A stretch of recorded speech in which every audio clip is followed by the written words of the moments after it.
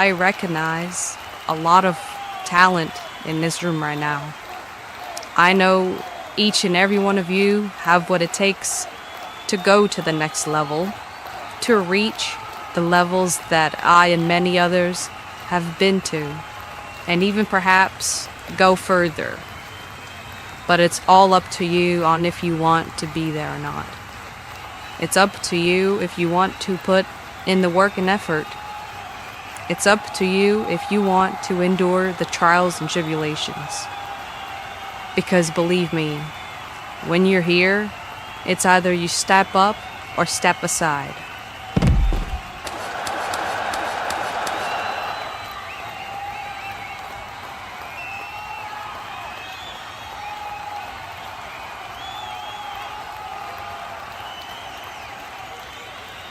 Wow, earlier today, Eden on the attack of Amber Reed. A shocking occurrence here on Thursday Night Rise. I didn't expect this before WrestleCade XII, when the Uprising World Championship will be on the line.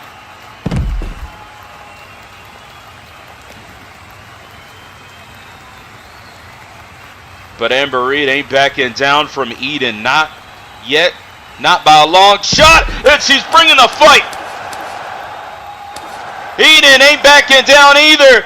It's breaking out in the Performance Center at the PC.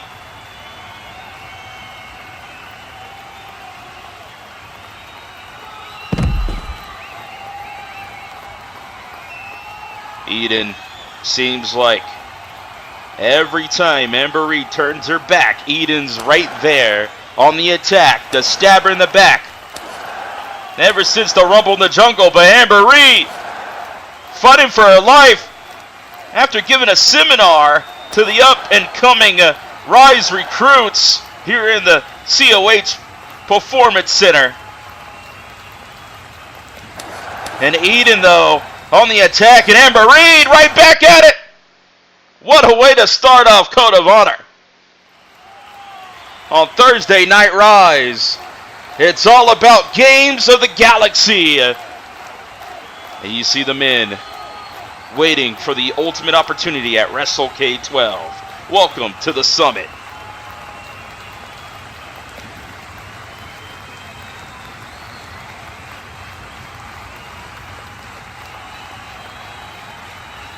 What an all-star lineup, ladies and gentlemen. Probably the biggest lineup in Games of the Galaxy history. And that's what it's all about. A shot at gold. So, anybody want to go first?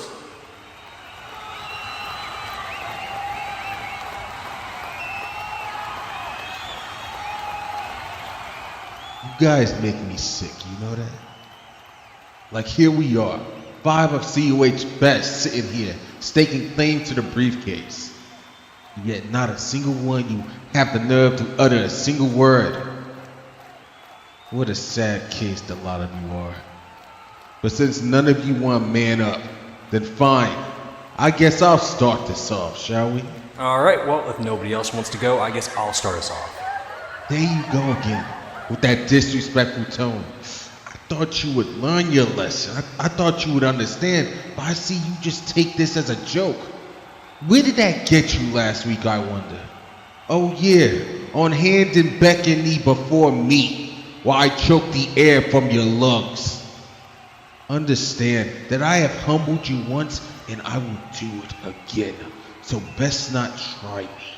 Can you, for once, just shut the hell up, Will? I guarantee you here right now, nobody around here, in Chicago, or everyone in this ring cares about what you have to say. So now the little Shaolin warrior grew his head and finally want to speak up while the grown folks are talking. I see you don't understand English. I humbled him and I already humbled you. The only difference is when I beat you, I publicly embarrassed you. I proved to everybody in attendance that you're all brakes, no gas. Yada da mean? Dog, really? You really gonna be bringing that up? Okay. That's fine. You know, in case you're too stupid or forgotten that the fact that Your boys, Juzak Zan and Cole Williams, got involved in our match at the Go Home Show in Miami. The fact that I got speared in the middle of the air by Juice and you getting the win over me. But you know what, Will? That's in the past right now. Because sooner or later, you and I are going to go one-on-one, and I will get my rematch one way or another. But right now, I'm focused on the future. My future. And that is me climbing the ladder, freaking grabbing that freaking briefcase above us, and becoming World Heavyweight Champion. You know, I have to say this, but you guys are funny. Like, y'all are all so quick to pounce on one another, to rip each other apart. Like, there is so much hate in your hearts. And that hate is ultimately what's gonna cost all of them. Hey man, a little bit of hate never hurt anybody. It's quite the motivator in a world like this. Maybe to you, hate's a motivator. But to me, to Marcus Faith, hate is a choice. I could choose to hate people like Anthony Mahalo and Eddie Reed for the things that they've done to me over this past year. But it is my choice to move on and look past that hate I could hold for them. Even you, Jordan Richard, despite the fact that you defeated me last year at WrestleCade, I hold no ill will towards you.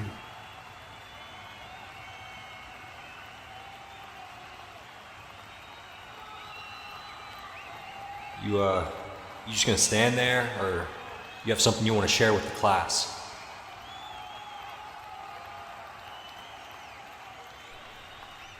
I don't know why everyone is looking at me for a response. A few weeks ago, when the cameras were off, I had asked to be removed from this match. And to be honest, I had a hard time getting motivated for this one. I don't like the appeal of a match that really doesn't solve my competitive nature, you know?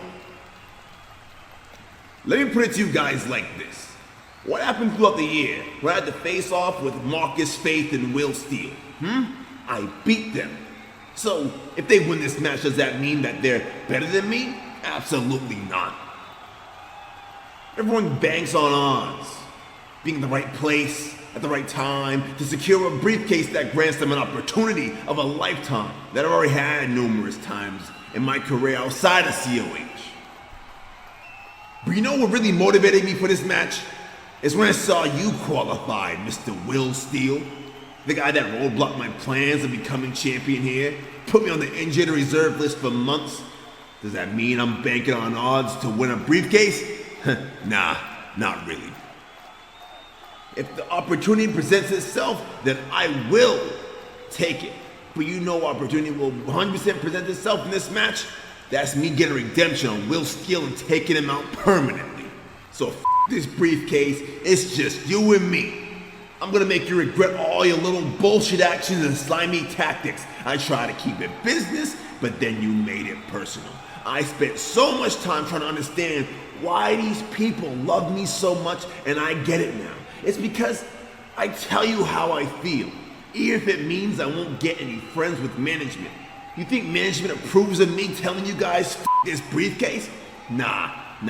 They want me to sound like everyone else here. Oh, I'm gonna win the briefcase, and I'm gonna be everyone's hero and win an opportunity of a lifetime. I told you what I'm gonna do in this match, and that's what's most important to me. But right now, I need to deliver on my promise.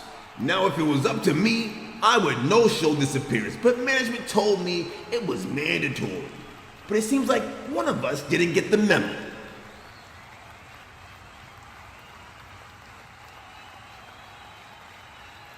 Look, if it's one less person we have to hear from tonight, then I'm not complaining. Because I don't know if any of you have ever been told this, but you guys do not shut the f up. So you know what?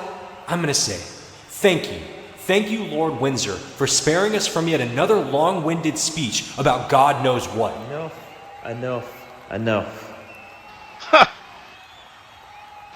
Here he is. It's time we hear less from all of you and more from the savior of COH.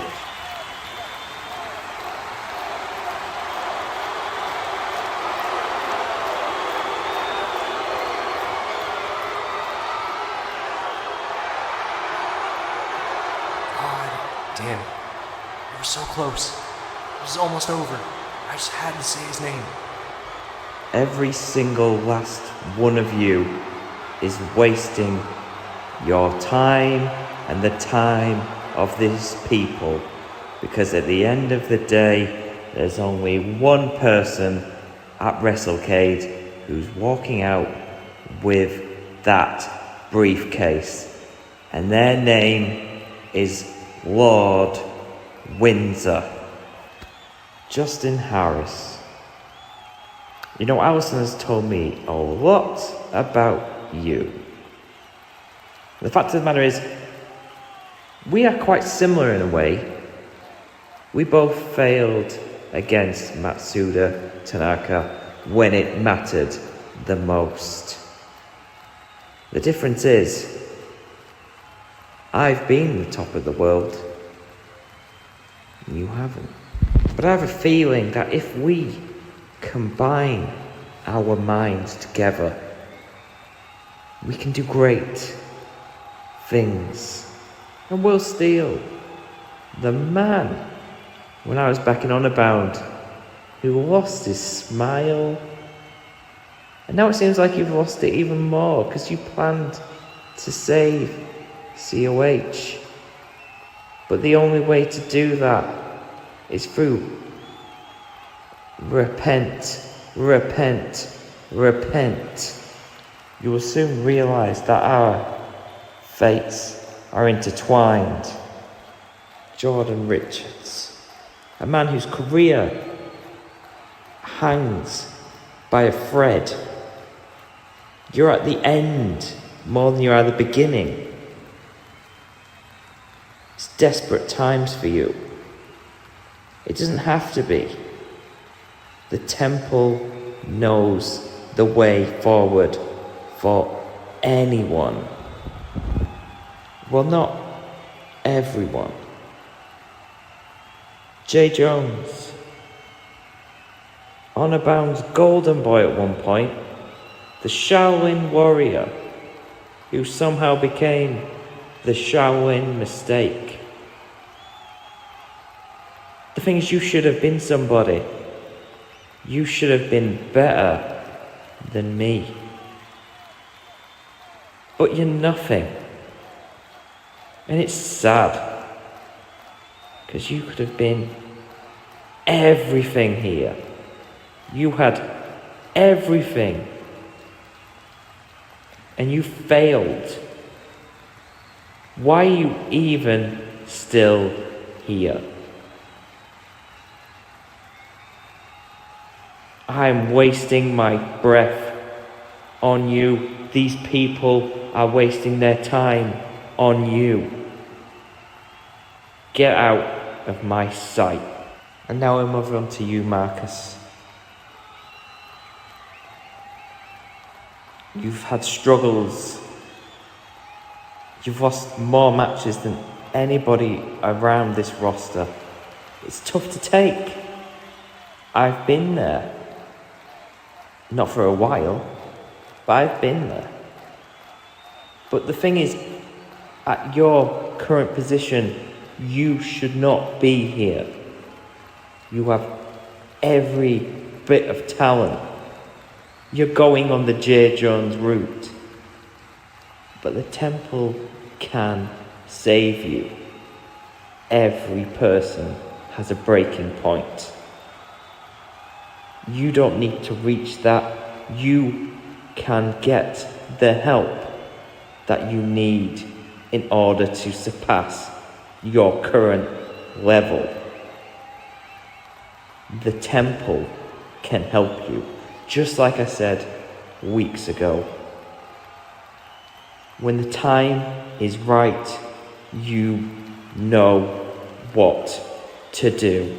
Your faith is better served within the Temple of Windsor. It's not too late.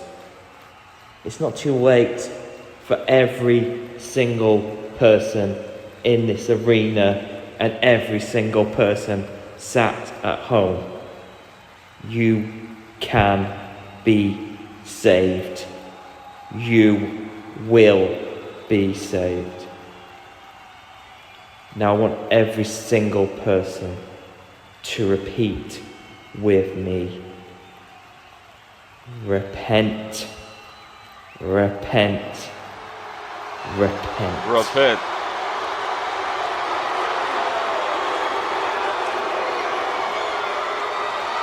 Wow. What is Jordan Richard going to do next? How these promos are supposed to end now, guys. Justin, you started us off, so let me end with this. Oh, no! It's breaking out! Will still. And Jordan Richard can't handle it anymore. Too much tension. They got to fight right now here in Chicago. And here we go. Marcus Faith. Bring in. Oh boy, let me get comfortable for this one. Well, Justin Harris doesn't want to fight. He wants to get relaxed.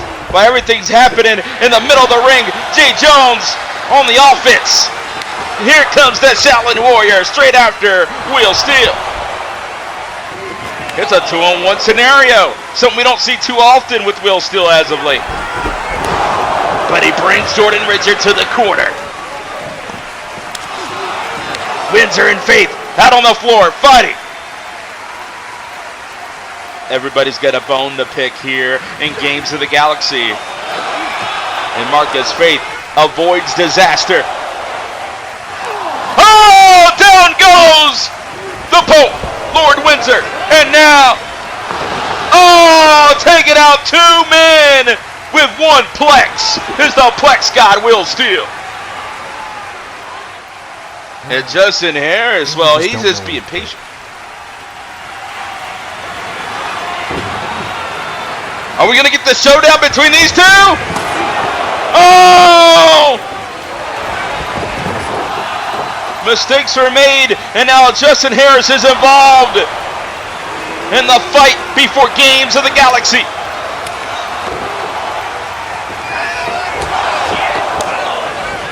Jay Jones and Justin Harris working together, but no! There goes Jay Jones to the floor. And now Justin Harris all alone with Will Steele. With the blood rushing to his mullet, Justin Harris escapes. Oh! He just slapped the hell out of Will Steele. Oh my God, Jordan Richard.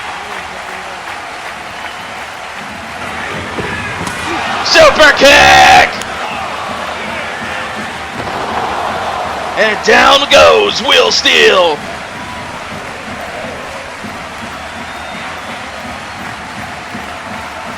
Wait a minute. Oh, here we go. A match I've been waiting to see. Oh! Jordan Richard went for flight. I didn't expect that. Justin Harris, the only man left in the ring. Are you ready for Games of the Galaxy at WrestleCade XII? I know I am. The biggest lineup we've ever had in Games of the Galaxy. It's Justin Harris standing tall. But every man has a purpose when it's all said and done. To climb the ladder and achieve the case that gets you a ticket.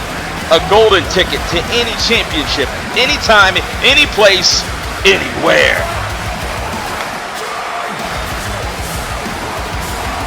And look at this Justin Harris symbolization right here that he's only fingertips away from WrestleCade XII and achieving Games of the Galaxy. But wait a minute, what? Huh? Powerbomb! Will still caught him! Deal breaker! Not so fast, Justin Harris. Because Will Steele just takes out Justin Harris here tonight. The real deal.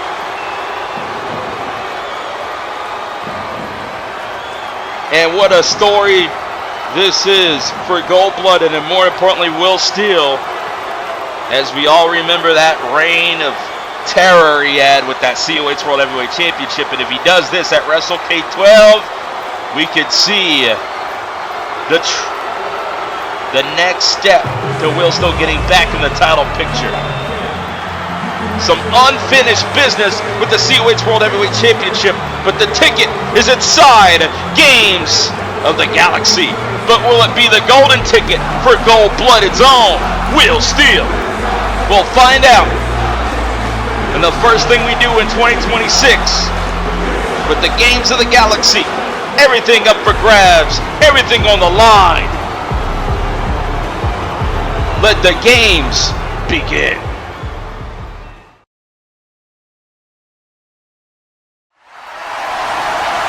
Ladies and gentlemen of the Honorverse, I've had a moment of reflection, a moment of clarity, if you will. You see, Devlin O'Brien has been trying to goad me into a match for WrestleCade, and the reason why I haven't really had an answer for him is simple. Questions of why. If you know Devlin like I have, you know that if anyone, let alone me, pisses him off, well, let's just say he'll handle it as fast as he can. But with me, he's been patient. He wants, no, he needs to accept his challenge because he knows deep down what I just figured out. And what I just figured out was that Super Slam months ago. I didn't book you for that event, Devlin. And you took offense like I haven't seen that before. Which led me to this revelation. You, Mr. Devlin O'Brien, the man on COH's Mount Rushmore, know that your past in this industry is a lot longer than your future is in this industry. Your exclusion from Super Slam confirmed your insecurities, and now you know that the sun is setting on your career, and the world will move on without you.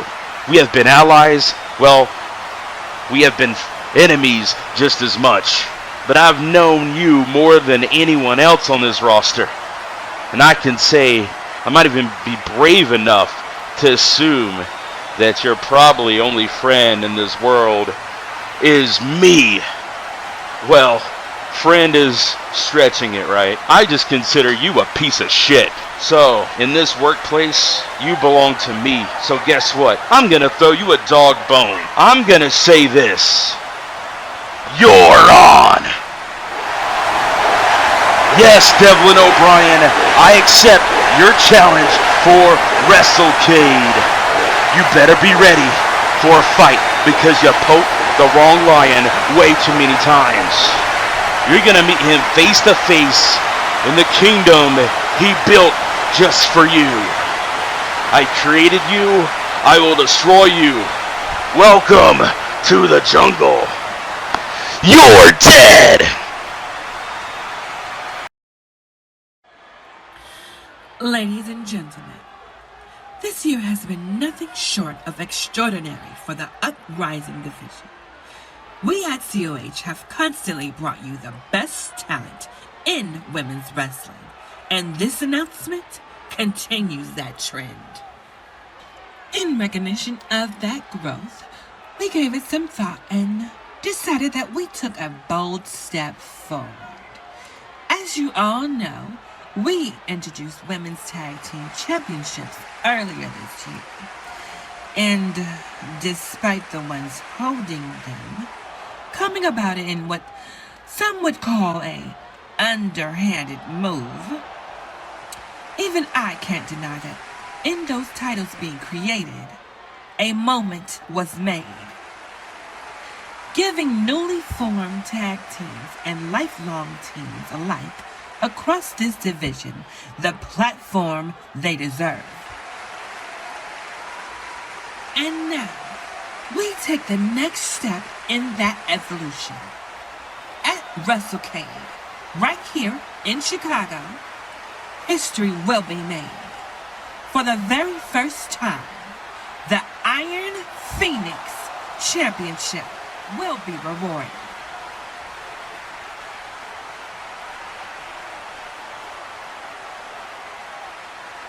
What a shocking announcement. Like the Phoenix, it represents those who rise from the ashes, endure and refuse to be held down, broken, or left to the wayside. The Iron Phoenix Championship will be claimed by the winner of the illustrious Miss WrestleCade Battle Royal, which will feature 8 competitors who have each left their marks on this division. Peaches, Maria Cantoneo, Tiffany, Christy Redding, Andy Jade, Candice Perez, Allison Page, and Gabby Spears.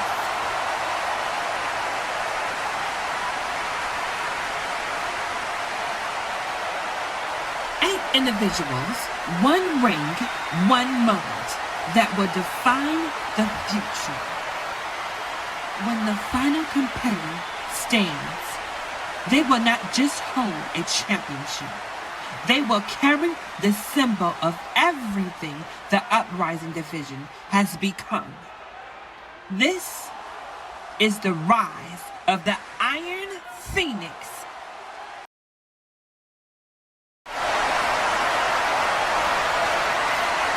What an earth-shattering announcement by Carmasutra. The Iron Phoenix Championship will first be awarded to the winner of the first ever Miss WrestleCade matchup.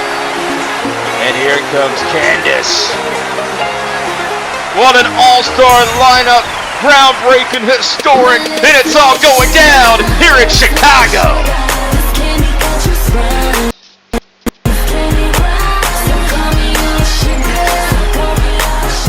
Well, ladies and gentlemen, a new championship has been unlocked for Uprising. Not only having the Uprising Tag Team Championships, but now a new championship for new opportunities. It's on the line in the Battle Royal. 8 women will compete in the Uprising Battle Royal. Last week was a lot, but you know what? I regret absolutely nothing. Matter of fact, I wish I did more. So congratulations, Tiffany. You not only proved that you're the biggest crybaby in that locker room, but the biggest scam. You should honestly consider yourself lucky that Carmasutra gave you another opportunity. But I'm actually happy it's happening because I can't wait to see your face when all your whining comes back to bite you in your plastic ass. Especially when I throw you over that top rope at WrestleCade and go on to win. And let's not forget what you did to me last week with that chair. That's nothing compared to what I'm going to do to you when I get my hands on you. And I can promise that. You talk a big game like you're so much better than me and everyone else. But in reality, all you are is a washed up, untalented bitch who just wasn't good enough to be an A-list actress. And Gabby, my dear cousin, don't think I forgot about you. You want to go around here spreading lies about me? Trying to play these little mind games to get in between me and Maria? No one is stupid enough to believe your pathetic lies. The truth is, Gabby, you know it, I know it, and everyone here knows it. You will and always suck at wrestling. So you go around here and make a fool out of yourself to start all this drama so you can make Oh, I think the talking is enough. And finally, Tiffany Antoinette is coming out here with the paparazzi here in Chicago. We might see the preview of the Battle Royal next. Enough, Candice, enough. Seriously, you're making a fool out of yourself. You look a mess. First of all, you're an idiot. I knew you were a bit ditzy, but I didn't think you were that dumb.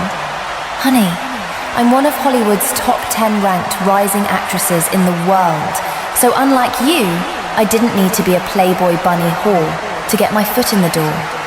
And you have some nerve to call me a crybaby when you want to come out here and cry because I hit you with the chair while you weren't paying attention. Get over it. I gave you a warning of what would happen if you went against me. And to think I actually wanted to be your friend. I would have actually had your back. But instead, you chose to side with the woman who sat and watched as I beat you with that chair last week. Funny, isn't it? It's like what Gabby said is almost true. But either way, I honestly don't care. My focus now is WrestleCade, and considering the so-called competition I'm going against, I don't really see much, so I don't think I'll have to worry much. Actually, I think I won't have to worry at all. Wow. It's like so great to see you come out of your shell, Candice. No, really. I mean, there was once a time you wouldn't dare step foot in a ring. A time where you wouldn't smile in these pathetic less than's faces. Pretending to be their, friends. I mean, I totally get it, trust me. Anything to get ahead of everyone else, right? I mean, after all, didn't you, climb the mountain just to make it fall? Last time I checked, friends don't, punch friends in the face. Oh my God! Would the two of you please shut up? I speak for everyone here when I say we are tired of you speaking. Your voices are like nails on a chalkboard. Oh, Candice, that hurt my feelings so bad. Oh, please, do you think I care about what a room full of D-list losers think? Wait, Candice, now that I think, where's Maria at? I mean, me and Gabby are right here with each other, and I know that we have each other's backs. But does Maria have yours? Looks like once again I was right. I told you to get with the winning team, Candice. But instead, you decided to side with a desperate failure. And now, it's the two of us and only one of you. Gabby, how pathetic is this? Aww, cute. Look, Stephanie. Laura? Trish? Whatever your, freaky, classless, slithing name was, I might be your friend, but you're totally not mine. You must be new to the ropes of showbiz, or something, cause I was just, using you. Like I was using that sad American naughty justice. I mean, look where it's gotten me. Carmasutra totes handed me a spot at the 8th Women's Battle Royal at WrestleCade, or quite literally doing nothing. And you sad lesbians. Real talk. I didn't have to work for an opportunity. I didn't come out here and beg to be on WrestleCade. I didn't chip my nail to brawl in a hog pit you sad excuses of humans. Talking about sad excuses of humans, Candice, oh dear cousin, where is this mighty mountain? Why isn't your friend out here to come support you? Did she finally see who you truly are behind that bleached hair, fake smile, and clear tackiness? You know, Gabby, I'm starting to get tired of that yuck mouth of yours always running. Maybe you should just shut up, stand there, and nod your head, because that's all you're good for anyway. Sweetheart, you used me? Last time I checked, you helped me beat Maria, which I didn't need. Meanwhile, I gladly watched Christy annihilate and embarrass you last week, without a doubt of regret at all. So, instead of all this sass, maybe you should be thanking me for taking your career out the gutter and putting you on WrestleCade just by being in my presence. Cause that's what a true star can do for her beloved fans. Abs, I think you've caused enough problems for me and Candice tonight, and it's about time you got what you deserved. Oh, Cena slapped her! Oh my God! And Gabby Spears, if this was WrestleCade, should have just been eliminated, and now it's breaking down between Tiffany, Antoinette, and Candice Perez. You knew this was gonna happen. With Miss WrestleCade approaching with the Iron Phoenix Championship up for grabs. All pedigree by Candice. She has heard enough from these two. And look at this. A sight, a message sent.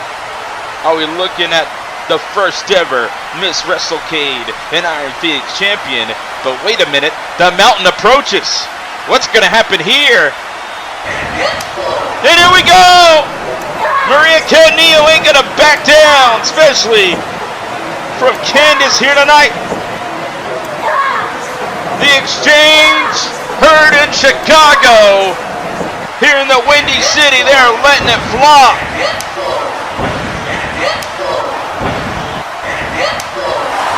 This match means more than anything now, and it's turning into a hockey fight here in Chicago. But wait a minute, here comes the supersonic Christy Redding. German suplex to Maria Canio, down goes the mountain. Christy Redding, not shy from WrestleCade and making history. But oh my God, a spear by Allison Page! And it's all about sending your opponent over the top rope. And that's exactly what's going on as Candice Perez with kill switch. Engage!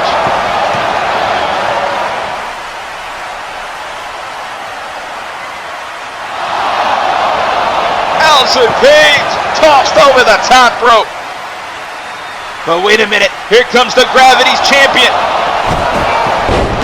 Andy Jade flying high, kaboom!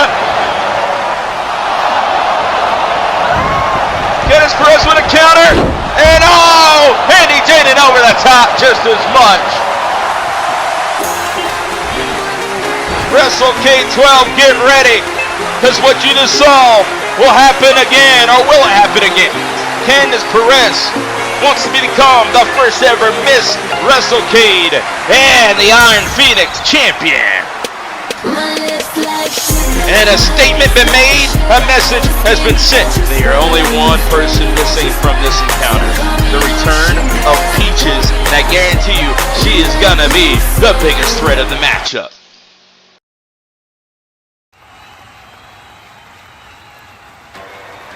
What a moment just witnessed with Iron Phoenix, the new championship coming to the Uprising division starting in 2026 for WrestleCade 12.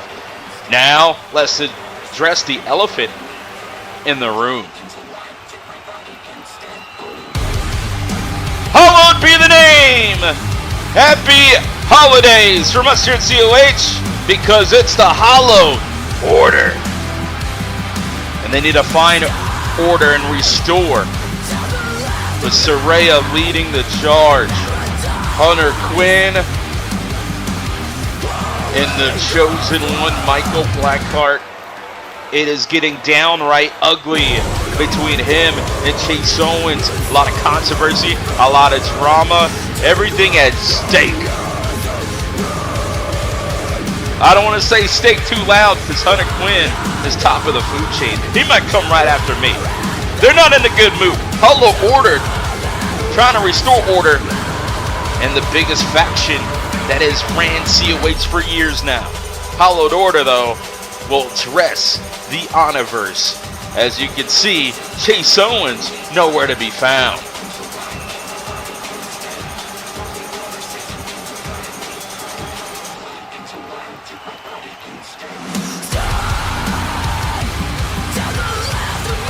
Well, Hunter Quinn on his own accord will be going to the Mr. WrestleCade matchup for the Iron Stallion Championship of Blackheart. He's got a bone to pick with Chase Owens. So it's official. WrestleCade 12. Chase Owens versus Blackheart. Chase, I hope you're happy. You got what you wanted. You know what, Chase? You should be thankful that Blackheart has even considered the thought of a match against you.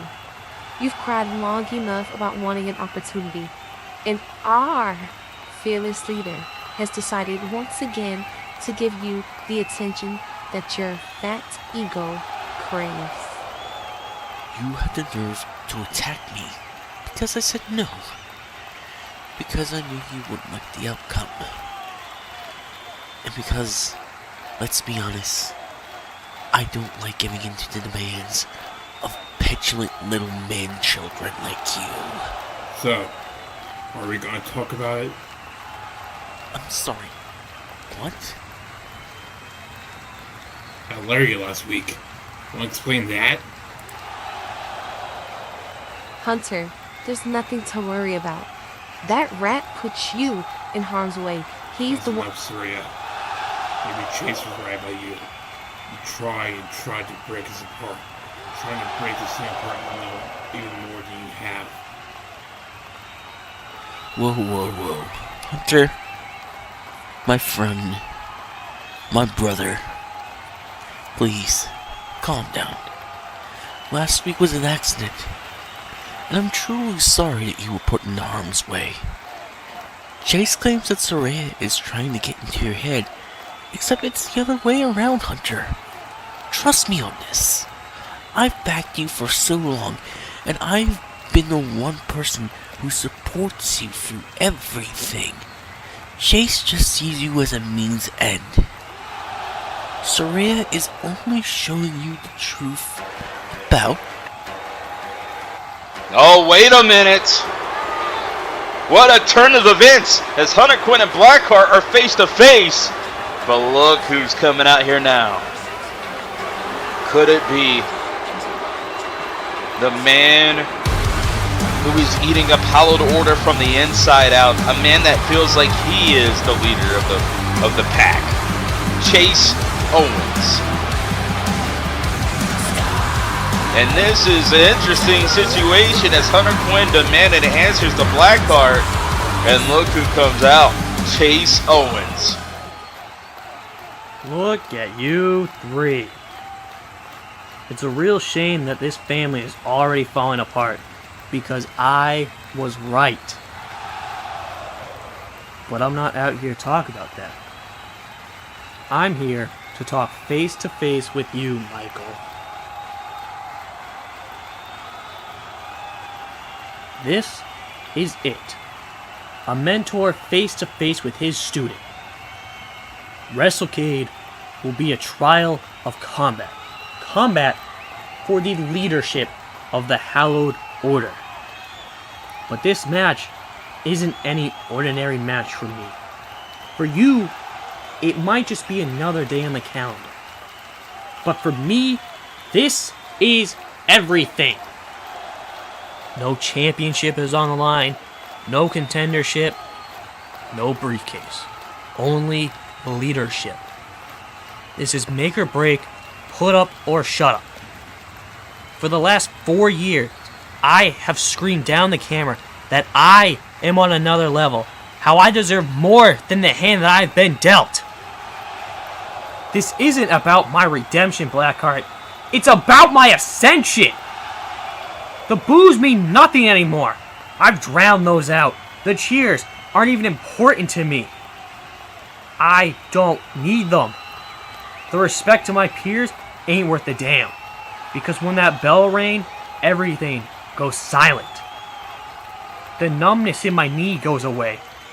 The pain in my back goes away.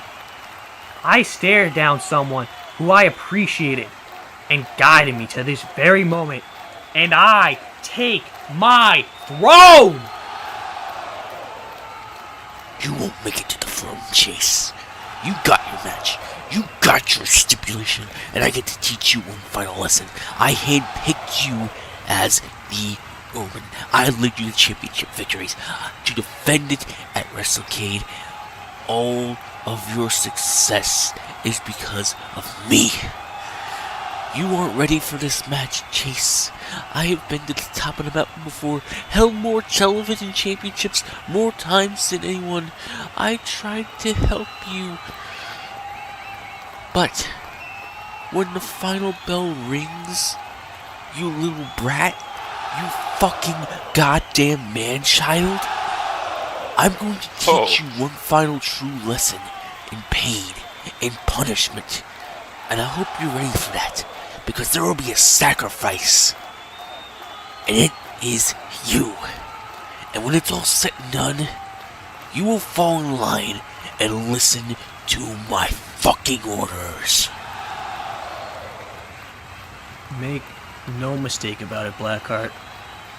At WrestleCade, we walk into this as a team broken by differences. And we will be tested by combat.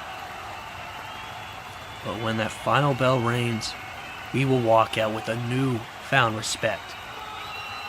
But I will beat you.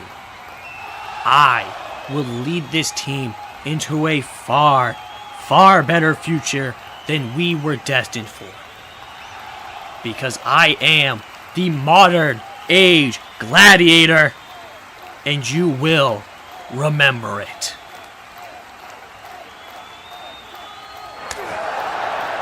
Oh, Saraya just slapped the crap out of him. Oh my god, and Blackheart strikes! Looks like Saraya knows who the real leader of the Hallowed Order is, and that is the man that's on the beatdown of Chase Owens right now, Blackheart. As Hunter Quinn stares. Still didn't get his answers though. But Blackheart, all Hunter Quinn could do is just stand there. He can't even watch as Blackheart is getting some advantage before WrestleCade.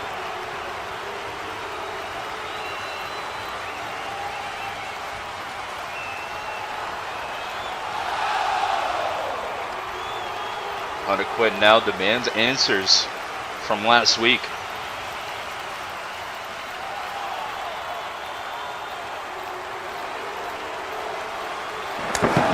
Oh, and it was a mistake was made again, this time from Chase Owens. He accidentally hit Hunter Quinn, and Blackheart, smiling after that just happened, looked like he was proven right. Hunter Quinn, though, fuming out the mouth, but Chase Owens doesn't give a damn about anything but himself.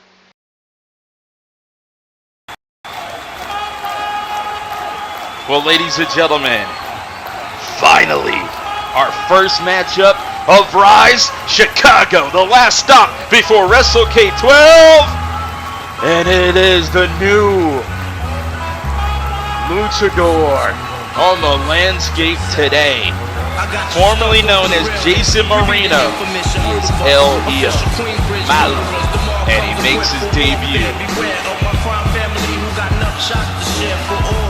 as the newest edition of Lucha Libre, and he's going toe-to-toe with his former partner, the Money Mafia's Diamonds and Dollars, a tag team that changed the landscape of what we know about tag team wrestling here in COH. But Diamonds and Dollars implode. Finally, it's going to be settled in the middle of the ring. And speaking about the drama, it's Duke Drama. As you notice, they're coming out to their tag team theme song. Symbolization of the winner of this one will forever be the Diamond and Diamonds and Dollars. As Duke Drama ready to settle the score here tonight Seems like Money Mafia's got his back in this whole situation.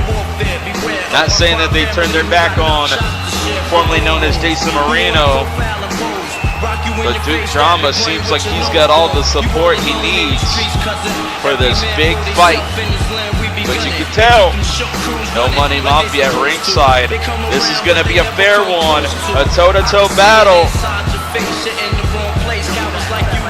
Nothing at stake but pride and respect. Who will indeed be the diamond? And diamond in dollars. DAD implodes right before Christmas. Say it ain't so. Former tag team greats collide. The diamonds in the rough will battle right now. And here we go. Arm drag. Duke Drama hits the canvas with impact.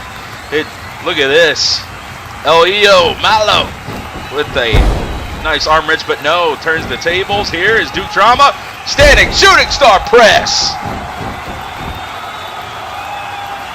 Going for a springboard, flying high, no water in the pool with the elbow drop.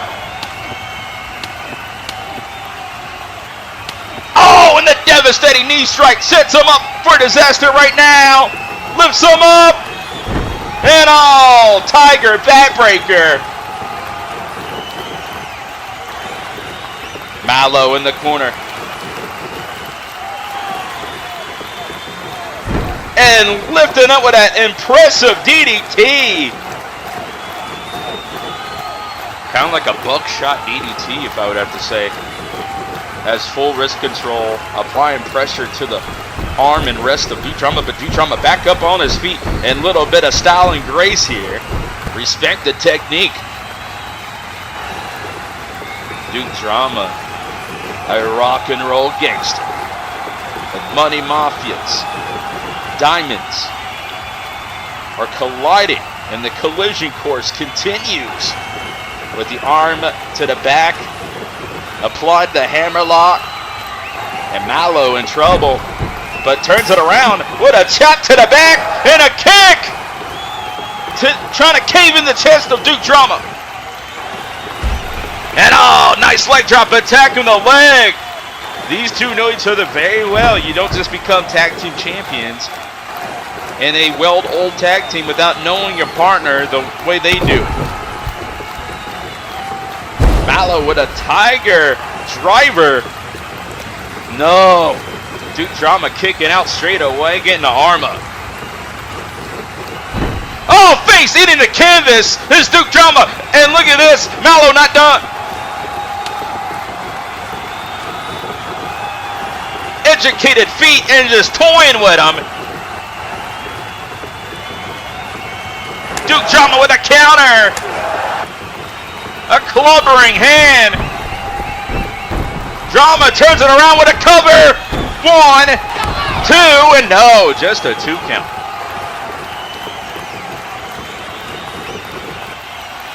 Duke Drama over to the second. Rambo! Springing off the top with a moonsault. For the cover, no. Just a 1 count. And we're just getting started in this matchup. We've seen so many crazy sports entertainment, esports entertainment encounters here in Chicago, and tonight is no different, and it's all about the matter of respect. Oh! Nice! What a code breaker from the slingshot! Set out powerbomb! And the back's got to be in pain on Malo right now as he hits the canvas with authority. Northern Light suplex! Brain buster! For the cover! 1, 2, no, it's just a 2 count. To the air, no! This time, no best moonsault ever. Did not hit his opponent, Malo. In control. He He's going to the top. High risk district. Will it be high reward? Perched high. Dragon Rana scores! 1, 2, and just a 2 count shades of Ultimo Dragon. And Duke Drama caught him at the top with an elbow. Rocked him with his punches. He's ground and pound. Fist of Fury. Nice lion salt by Duke Drama. Swinging for the fences. What a haymaker into a kill switch. What a leap by Duke Drama with that kill switch cover. 2. No, it's just a 2. He kips up.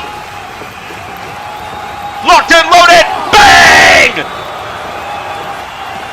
Knee straight to the jaw. And now the half crab move made famous by Lance Storm. And right now Duke Drama. Can he get to the rope? No. Instead picks the ankle. Great counter out of the submission hold. But the uppercut from there! What a springboard by Malo!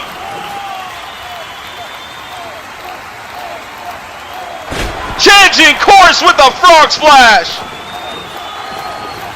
L.E.O. Malo having all he can handle with these punches, but Duke Drama brings him over and attacks the leg. More importantly, the ankle of Malo gonna try to take him out of his game with his high-flying maneuver is going to be a lot tougher to hit this time, but watch out! Oh! Boot straight to the jaw. But turn around! Malo back up on his feet in more ways than one. Perna Karana. Duke Drama trying to recover into the corner.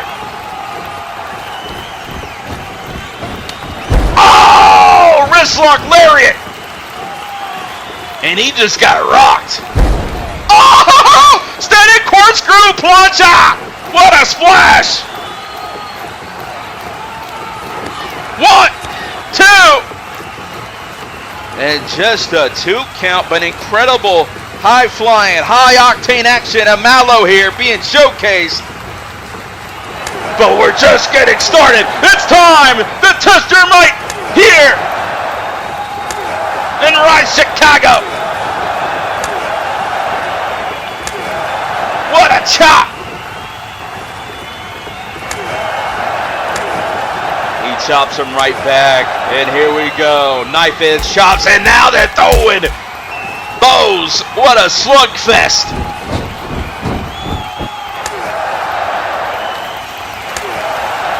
Duke Drama set up for this one, rolling. Power bomb off the announcer table just as much. The back of the skull hitting our desk in front of us. L.E.O. Malo could be in trouble now as he could be knocked out cold. And what are you doing, Duke? Come on. Our table has been exposed, ladies and gentlemen, and I don't like the look of this. He blocked him with a back elbow. Somebody can very well get hurt. But that's what it's all about here, and that's what's at stake as the diamonds get cut and implode here tonight. Dual kicks by Malo here, formerly known as Jason Marino. Now gonna send him for a ride. Oh, Samoa driver! To the table, get off of it! Get off of that! Oh, double stop! What a coup de grace landing on Duke Drama.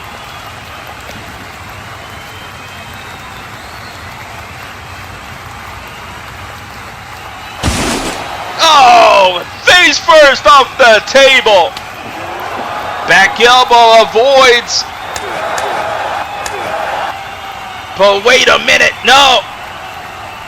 Canadian Destroyer, oh my God.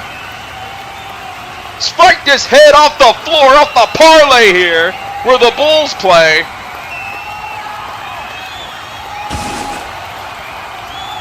No, don't do this. El Malo in trouble. Duke Drama perched at the top. They're on top of us right now on the table. No, don't do this! Ah! Through the table! Tossed him out with a suplex. Caught him on the way down with a sit-out powerbomb straight through the table. Nothing is safe here between these two. You might want to take a drink out of that water bottle. You'll need it. You need the water. You need to hydrate yourself after being put through the table by Duke Drama.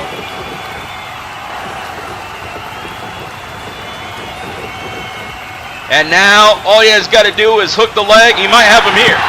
1, 2. No! There's still life left.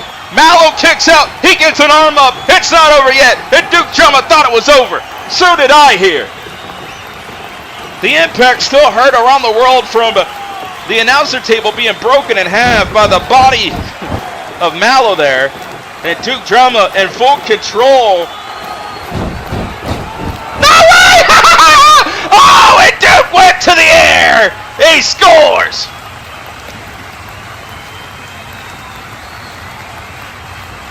He's going to send him for a ride. Spanish fly. Deadlifts him up. Incredible move.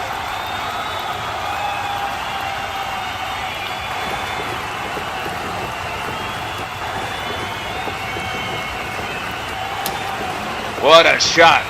Electric chair. German suplex. Malo in trouble as Duke Drama. Full momentum so far. How will El Malo survive from that table? Duke Drama in full control. To the top, perch high. No way! Oh! Avalanche with a follow-away slam. 1, 2. He just moonsault midair, carrying Malo with him. What an incredible fall-away slam.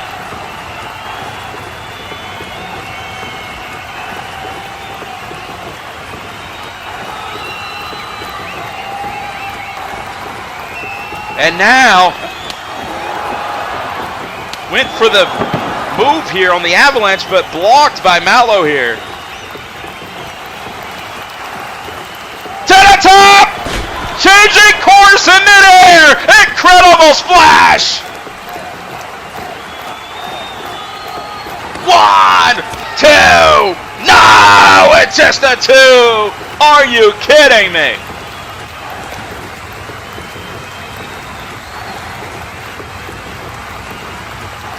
Karada! But both men are down. Malo recovers for the time being. He's the first man on his feet, and he's looking to settle the score right here, right now, with a full arm, but Duke Drama ain't backing down. With a chop! Here we go! And another chop straight to the heart. Super kick to the leg. Flips over. German! He continues. A second German suplex could be going for the hat trick. Triple Germans by Duke Drama. The first one being a backflip into a German variation.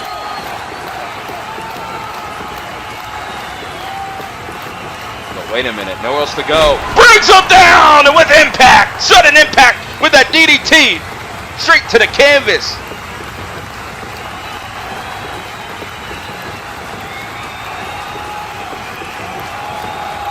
Trying to crank it up with a neck breaker. Heard around the world, and it was simply ravishing there by Duke Drama. And now going to the top. Will he score? Oh! A swanton caught him in the lights. On the way down. On top of Malo here.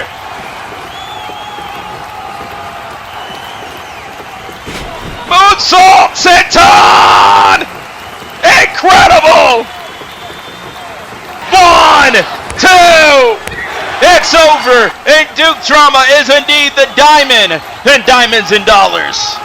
What victory by Duke Drama, an incredible match. The rock and roll gangster has done it again here tonight. A big win for Duke Drama. Struts his way to the top of the winner's circle. From the bottom of the map, now on top of the world. What a match that was, but it's far from over. Duke Drama, your winner, but wait a minute. Here he comes, the COH World Heavyweight Champion, and he's a man on a mission right now. And I gotta say, security's tight. We got police officers all over here in Chicago. Chicago PD, you better get ready, because it's gonna get ugly any instant. Here comes the axe murderer from Australia, Carter Blackwell, the COH 9-time World Heavyweight Champion.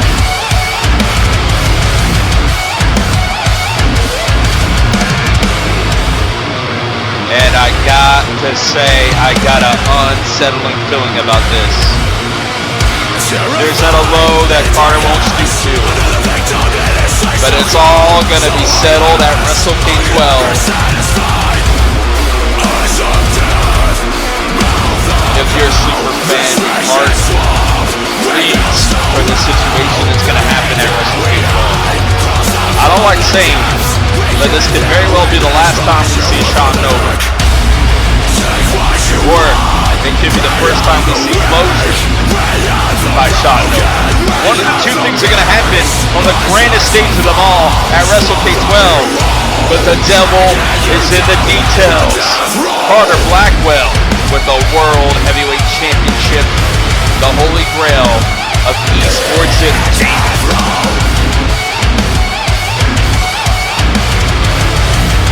What is he gonna do next?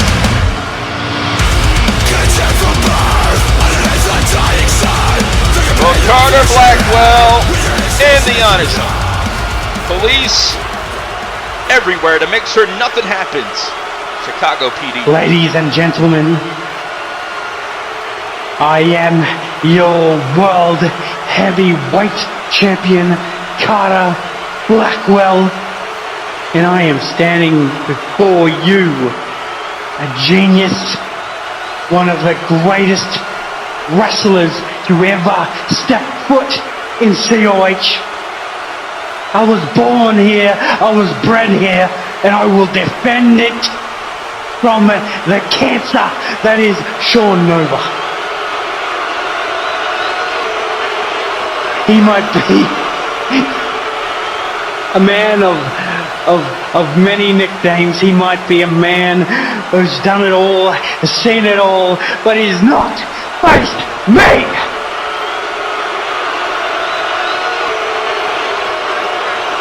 Now I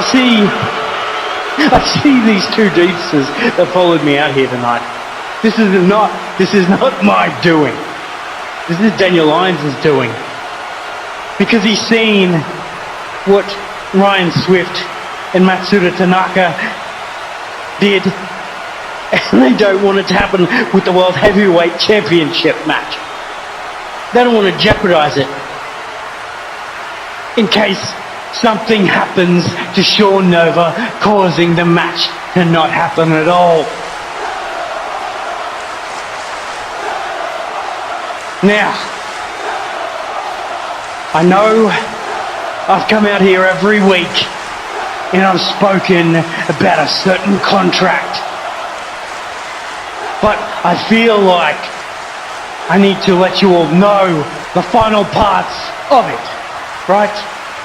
You want to know, so there's no mystery. I've got some pretty good lawyers, and I've decided that this match is not going to be under normal stipulation. No, he deserves far more punishment than a single one-on-one match. So I thought long and I thought hard. You know, we could go a slaughterhouse match. No, we gave that to Redbane. We want to absolutely obliterate him. So sat down. And I thought, what a perfect way to send someone into an eternal slumber than a sleeper match. A sleeper match? This won't be a contest. This will be a fight for your life, Sean Nova. You will either tap out or break by my hands.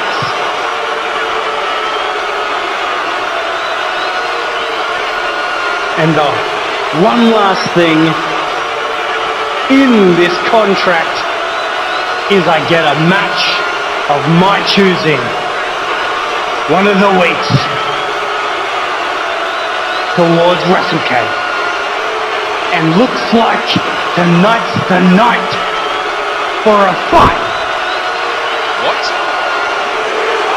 So I'll be seeing you all later tonight. But one more thing. How does it feel, Sean Nova, walking around with everybody being able to see your ugly face, being able to see all the wounds, all the scars, and people making fun of you just like when you were a kid?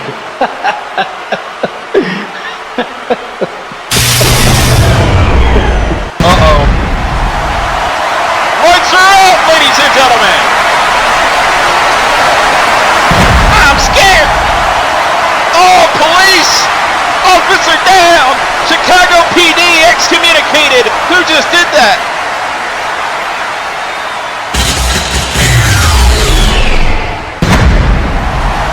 Oh my God!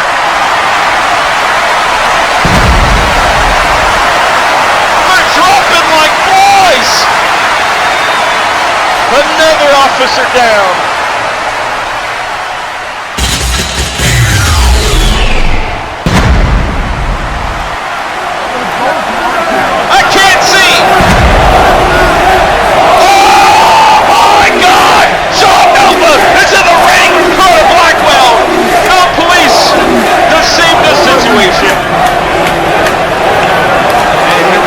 He grabs him by the jugular. Carter, stop it! Stop it right now! Any more unsanctioned violence in this match will get canceled. After what happened with our Overdrive Championship match, I'm ready to just call WrestleCade a wash and cancel the entire event altogether. Carter, as you said earlier, you have a match tonight. So I suggest you get ready for that match later on tonight. Nova, you are not booked for tonight. And given what's happened with two officers, I recommend that you leave right now before the rest of the department show up. Oh no, the circumstances. Sean Nova, you better get out of there before the police show up, as Carter Blackwell will be in action here tonight. The fans that happy here in Chicago, but Carter Blackwell is. What a smile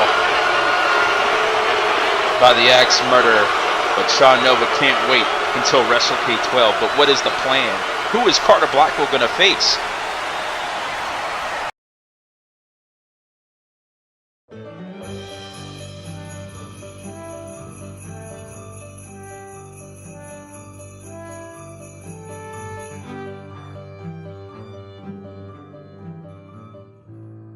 "'Twas the rise before WrestleCade, and all through the arena, all the fans were cheering, while everyone got interviewed by Miss Christina. The fans roared for their favorite, and booed the one they hated, while the wild card got ready to defend his title against the people who barely made it. The Iron Stallion Championship will be on the line, but it's okay. I'm sure I'll just do fine. A title with such prestigious champs from over the years Now I'll defend this title from who knows how many peers. From Carlos Corvo to Hunter Quinn, the match is stacked. Too bad I'll eliminate every dumbass from the match. Just line up to get the tape smacked out your mouth. Because the wild card's gonna do everything, even kick your ass to the south. Come on, come all, step up to the plate. Just make sure you show up to WrestleCade on the right day. I welcome the challenge to defend against the whole division. Because I'm going all in to keep the title this season. I started last year as a champ, and I'll repeat it again. Cause there's no one I feel like that can eliminate me from the match and win. So Chicago, get ready to see the wild card give out the fades, and prepare to hear Miss Christina announce me as Mr. WrestleCade.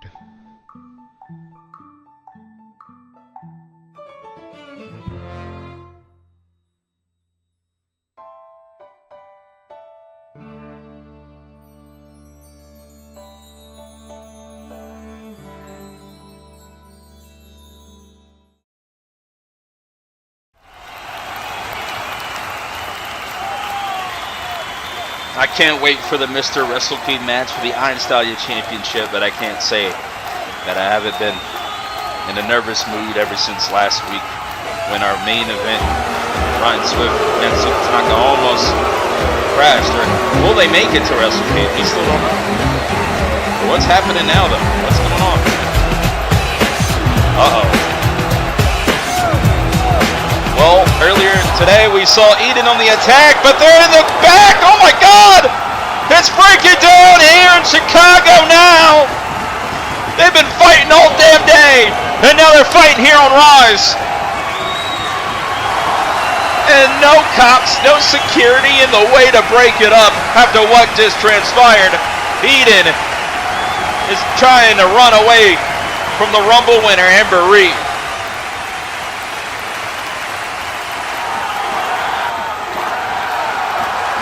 Eden trying to get the hell out of Dodge. But there's no escape from the Golden Ace, especially at WrestleCade XII. Eden says, bring it on. We're going to have a fight here on the ramp. No, Eden's going to run. Run, Eden, run. Straight to the garden. Into the crowd. And the fans are not going to let Eden get out of here alive. It's Chicago after all. But we got a fight breaking out. And the fans get a front row seat to this action. Watch out. Punches are being thrown.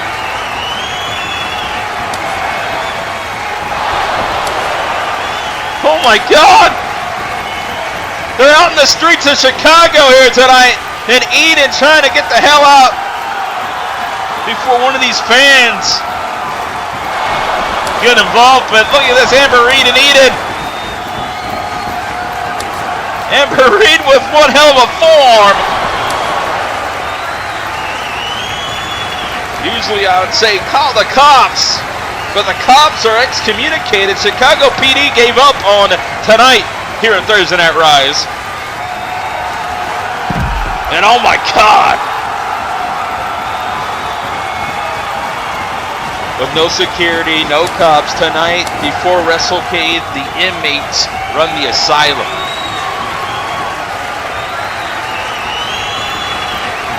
But what is Eden gonna do next? Oh my god! And now she's gonna get the hell out of here. I don't blame her. Amber Reed on the chase.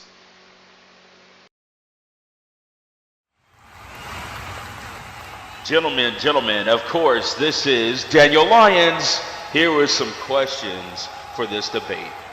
Of course, Eden Robinson and Tone White are here for this debate to show who is truly worthy to represent the COH roster as its United States champion. So I have a series of questions for each man here tonight. Eden Robinson, as current COH United States champion, how do you feel about your reign so far has stood against your predecessors like Devlin O'Brien, John Baker, and Kendrick Carter? Thank you for this question, and also thank you to Tone for helping us set this up. So to answer your question, I'm not really one to toot my own horn, you know what I'm saying?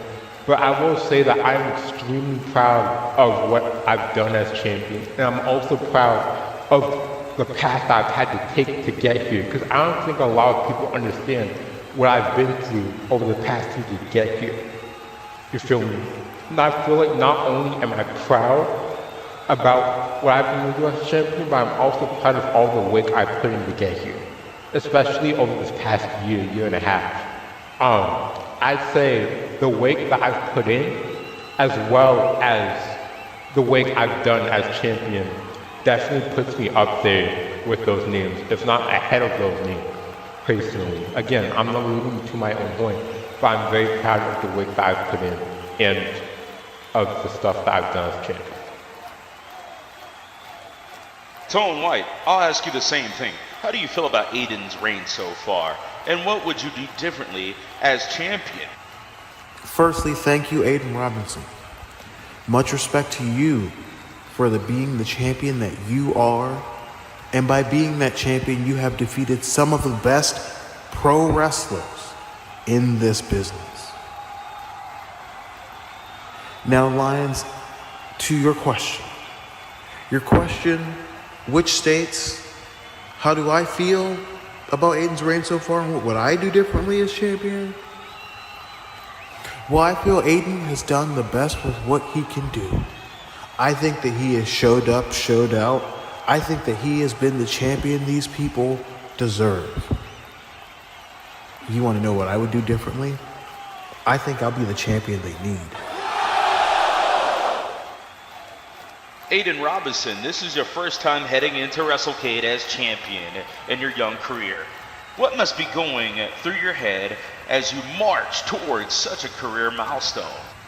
Honestly, it's definitely different, because like you said, I've never gone to WrestleCade as a champion before. You know what I'm saying? If anything, that motivates me even more. You feel me? Like I said a couple of weeks ago, I got another chip on my shoulder now. You feel me? Because not only am I nice as champion, I'm also going up against the greatest of all time, Tone White. You feel me? And on top of that, I'm going to WrestleCade as champion, like you said. So if anything, that just motivates me to be even more ready. You know what I'm saying? That just motivates me to prepare even more. You know what I'm saying? That just motivates me to just be ready and be prepared for what I'm going to face. You feel me? It's the bright lights, you feel me? It's going to be a movie, like I said. You know what I'm saying? I feel like it's time to go to work. You feel me? I need to go to work. It's time to go to war. You feel me? And I'm ready to go to war for this championship.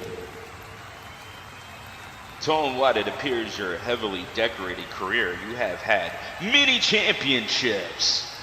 Firstly, it's actually 12 COH world titles, 1 tag team title, TV title, the first ever COH honor-bound North American champion. Could go on. I stand corrected. Now my question, as a person as decorated as you, why do you feel this different than the other times you held gold? I feel this is different because I haven't been near something that I need. Now what I mean by that is that when I went away for that little spell, I needed to find myself. I needed to find who Tone White is. And if there's anything that I found out in that exit away, that space away from COH, it's that I love this place more than I'd like to admit.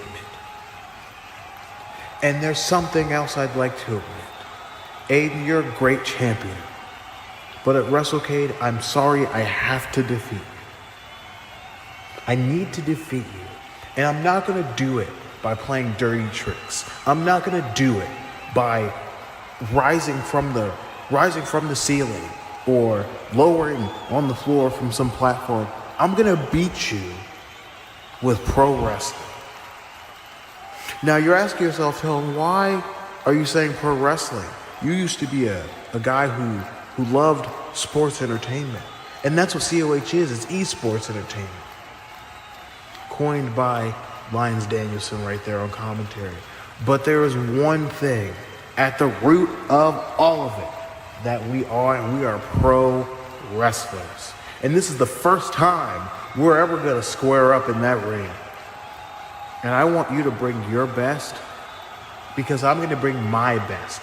I didn't win 12 World Heavyweight Championships, 1 TV title, 1 tag title, and the first ever North American Championship by being a sports entertainer. I won them by being the best pro wrestler in this business.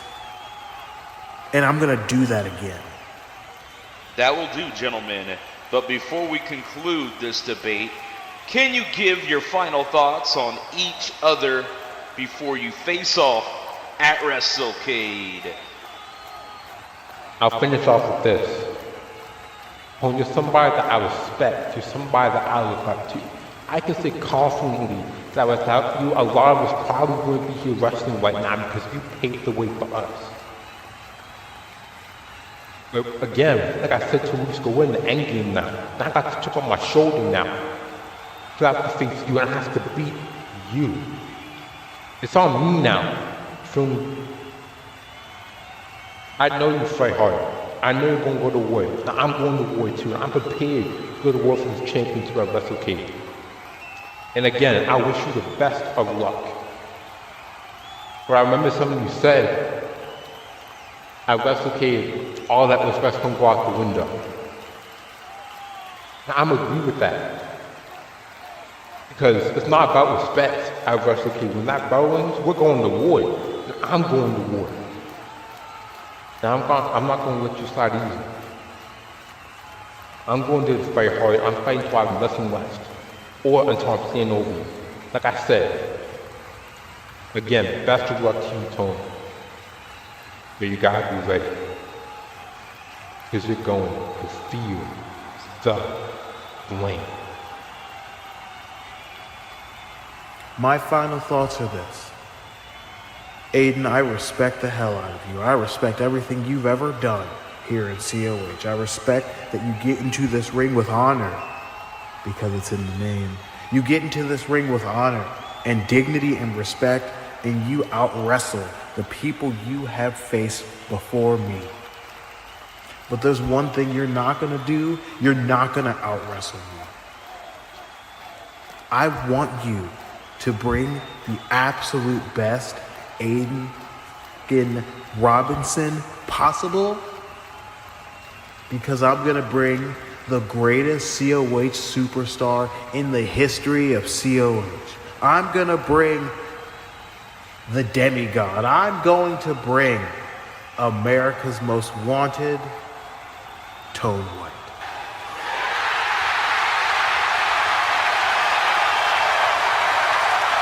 Thank you very much.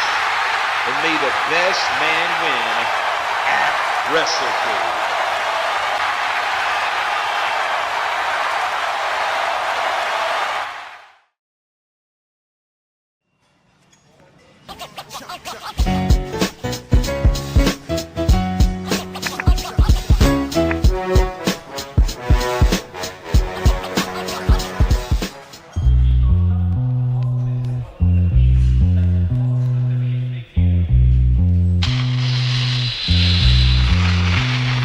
Ready for war, Joe? How you wanna blow they spot? I know these dirty cops that'll get us in if we murder some wop. Hop in your Hummer, the punish is ready. Meet me and Vito's with noodles, we do this, do while he's slurping spaghetti. Everybody kiss the fucking floor, don't be cracked. Good, Marmor, you made it. Come in, man. So I have your word that the only thing that we're gonna do here is talk. There's no shenanigans, there's no BS, there's no cheap shotting, there's none of that that's going to happen, right? Because if that's the case, we can just go ahead and skip the formalities and we can start WrestleCade right now. No, it's none of that. It's just a talk, that's all. Well, that's all well and good, but where in the blue hell is Richie? Well, of course. Big Afro Sheen has to be the one that's fashionably late. Very mature, Barmore. No worries. I ain't gonna hurt y'all here. Oh, you want to talk about hurt? Step in here No. Please. No, don't. Okay? No need that right now. I didn't ask y'all to come here for that. It's obvious after watching last week's show over and over again that we need to talk.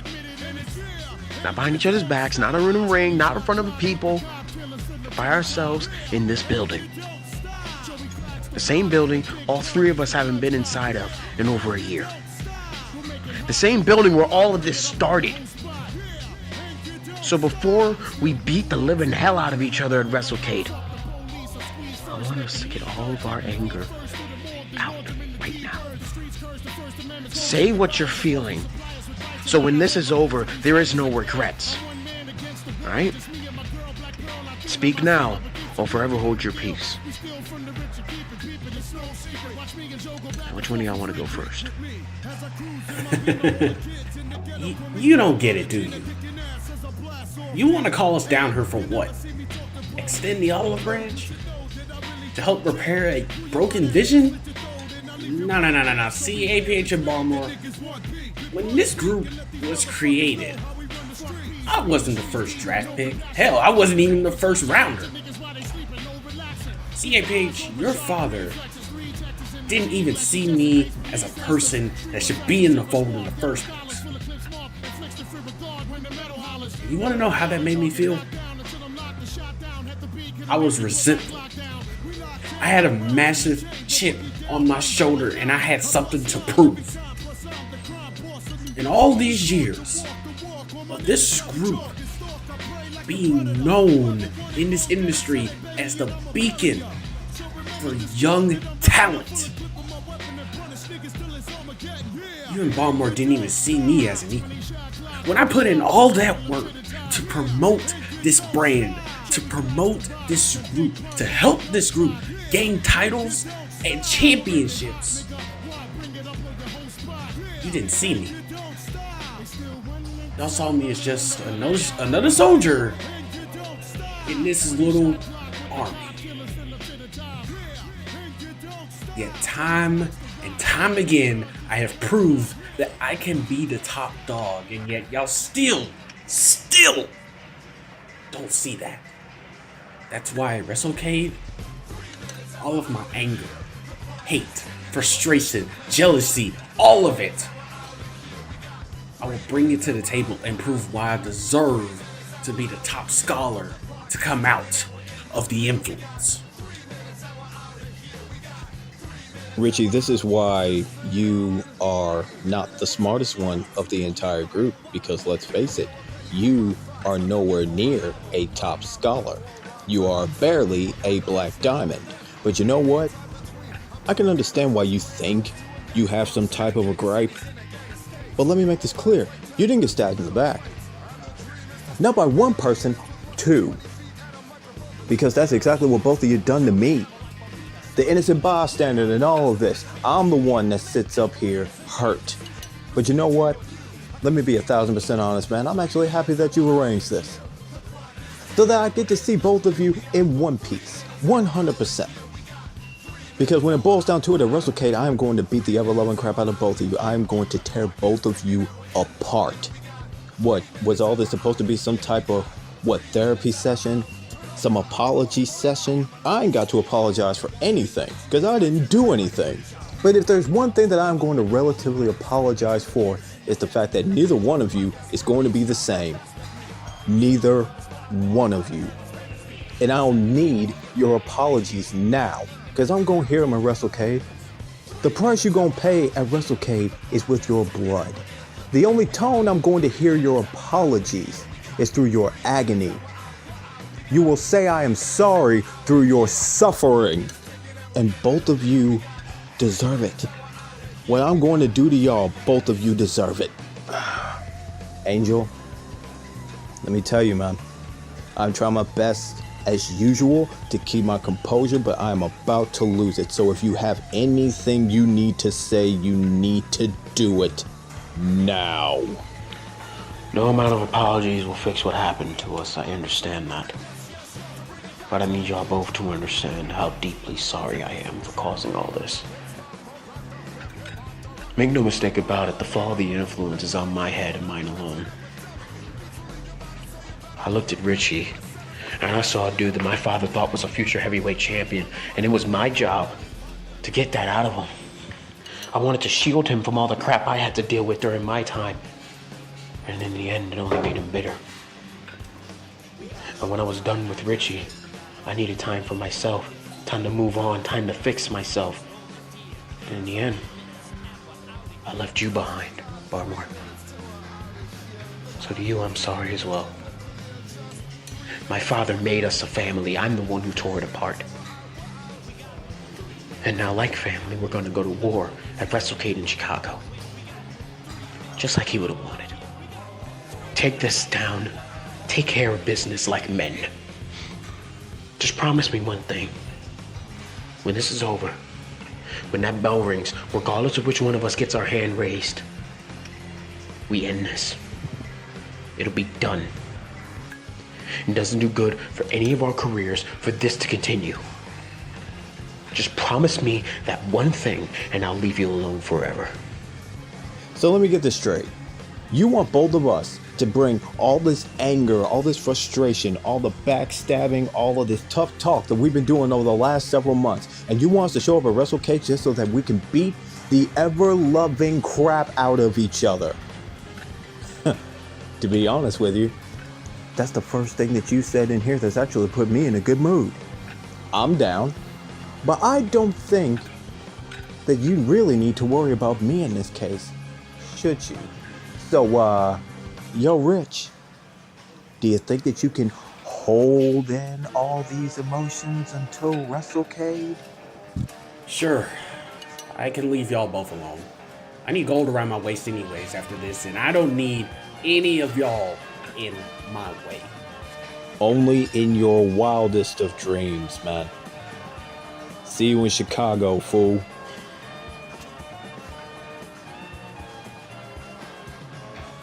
Let me be real with you, man. My brain is telling me to hurt you. My heart is telling me to destroy you. And for some reason, my soul is telling me to forgive you. For your sake, for mine, and for Richie's. This better be the end.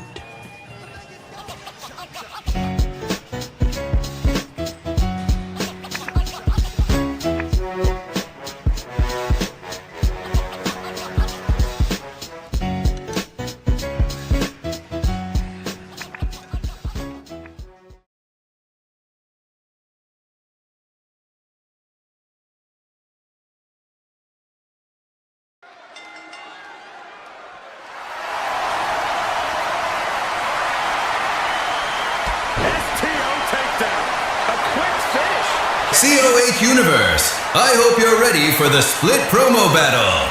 Introducing the Uprising Intercontinental Champion and 2024 Rumble in the Jungle winner, Tori Reks. And the Soul Surfer, number 2 of this year's Rumble in the Jungle, Sierra AM. First question for our Uprising Intercontinental Champion. Tori Reks, why haven't you chosen your WrestleCade opponent yet? How predictable. We're hiring a one-off Tubi TV voice actor to ask the same exact questions that I've had to hear over and over and over about who I'm choosing to face at WrestleCade. You know, it should be instead at home, resting for WrestleCade. But instead I had to do this promo with Finding Nemo here, because apparently it makes good ratings. After this, I think I'll have a word with Carmasutra about how I'm personally being used for clout to help a background character's failing career. Because that's all she is, background. Nosy, impulsive, and the complete idiot. Wow, Tori, throwing personal jabs before explaining why you're dodging and attacking me at the same time. Did your ego take a beating ever since the Tone Night Show interview, mate? If you mean running on camera before the show ended to hold a pity party about me, little Tori not giving me a chance to play with a belt? No. You already doubted yourself before I even decided to give you an ounce of attention. And that's an ounce more than your mother even decided to give you for any other show that you were on. Did she actually show up the Rumble in the Jungle this year? Or was that another diary entry that Carolyn never got to air out? Of course my mother watched the Rumble, Tori. In fact, so did my sister, my father, And of course, the COH universe. And I would have hoped you did too, so that you actually see why you shouldn't count me out as your WrestleCade opponent. Because it's a gag, Sierra. It was a trick. You being the dumb blowing surfer hippie should have gotten a hint that I do not want to share the spotlight with you. If you had respect, you would have seen how hard I fought to hold on to what's mine. Especially when I dealt with Carter Vernado or Cory Rose, mind you. Women that have been proven to be leagues above you. Even Christy Ray. You don't get to sit at the same table as them in terms of who gets to be my WrestleCade opponent. You weren't even considered a possibility. You played the hero in a story that you didn't even belong in. You're an anomaly. You rescuing your friends, trying to mend a friendship that had nothing to do with you, made no difference. And even if I somehow gave in and beat you, you'll just be a footnote of a never-ending championship reign. And if that makes me the villain of your stories here, then I'll proudly wipe you out. You know, your words cut like a knife, mate. And I gotta say, my feelings are hurt. I can't lie. Me caring about others is why I love what I do. Even if it's not my time before and I can't predict or speak for what's ahead of me for now, the last thing I'll let you do is diminish my worth in code of honor for caring about others. And still, you're verbally dodging the question here of why you haven't found your perfect opponent for WrestleCade. Your fear is speaking louder than words that came out of your mouth. The same fear on that episode of COH when you didn't even let me finish my entrance and square up. The same fear when you decided to keep walking away from me, yet attacked me backstage and threatened me to give up. The same fear on the Tone Night show when Tone had you on footage in 4K, stopping me just before you were supposed to come out for your champ match. And now, the same fear that has you digging into my past and shaming me for not giving into the dirty game. Maybe your time is up, champ. Does it look like I'm scared of you, Sierra? You even lost your stupid revenge fight and missed throwing a damn sandal at my head. You started crying when I thought about throwing you off that second floor and ended your whole career. That's real fear.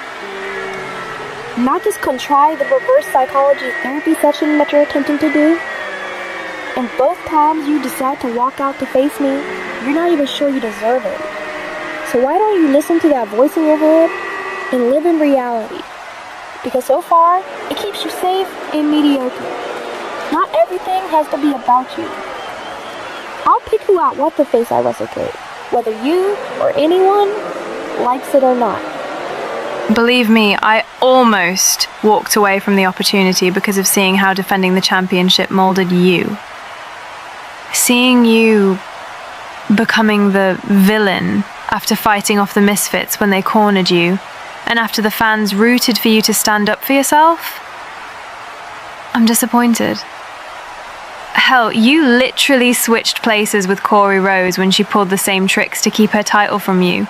At this point, how could anyone be afraid of a champ being the same predictable narcissist she's always known to be? I'll be enjoying your surprise WrestleCade match in front row seats with the rest of the COH universe. I didn't mention Clue is my favorite game. Ooh, can I take a lucky guess? Is it Blue Pants? Oh, maybe it's the ghost of COH past. Who knows? See you there, champ. Yeah, finally you used whatever major part of that tiny little fish brain you have and got the picture. Also, you should probably be more careful of who you are disrespecting, because you never know. One of those people can be the same person that packs your ass up and ships you out of here.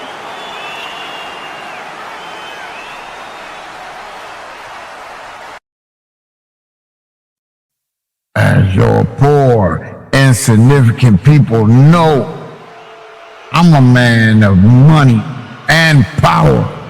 So my time with your low-born bottom feeders.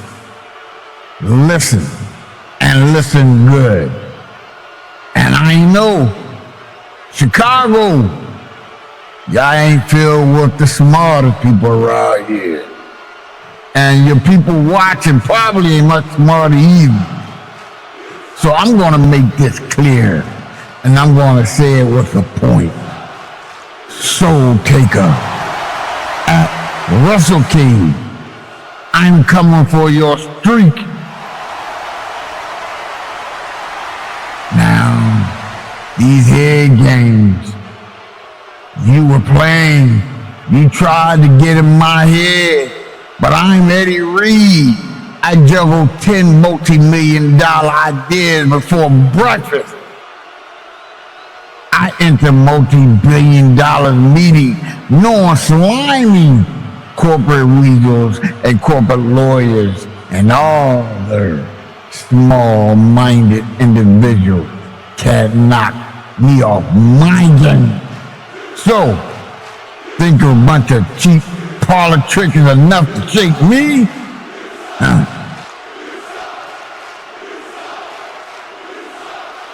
Where are you at, soul? I know you're alive. Bring your ass out here. Cut that shit. I know you're alive. Like I said, I'm Eddie Reed, big business. And you want to mess with me, Soul Taker? Fine by me. Fine by me. I whoop your ass at WrestleCade. I will end that streak at WrestleCade. And being the businessman that I am, I'm gonna make all that money back that you stole from me the last few weeks. Yeah. That streak don't scare me, Soul Taker. You don't scare me. Or my money mafia family. And at WrestleCade, I will put an end to you and that little ass streak so you so proud of. You stole something I love, and I take what you love.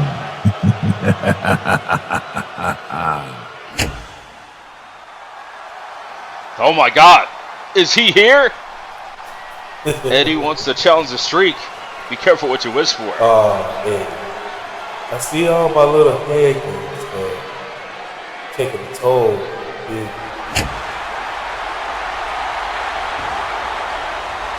And now you think this little boss Vernado saved you from paying the price.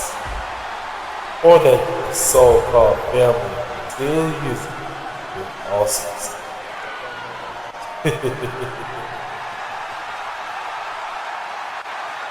Cut that shit. Oh, this is just the tip of the iceberg for you. Or in your case, this is the bottom of the Oh my God. And speaking of dollar, I'm gonna make sure that at WrestleCade, that the name Eddie Reed dies.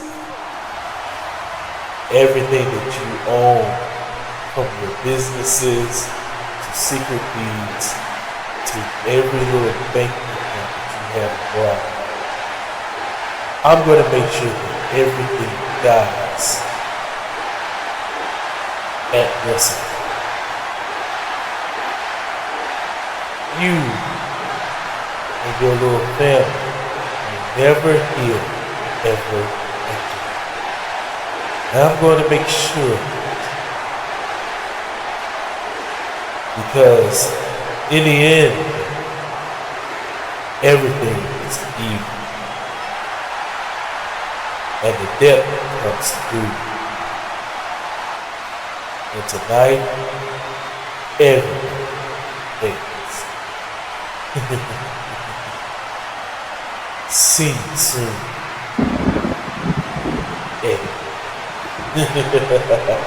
Oh my God.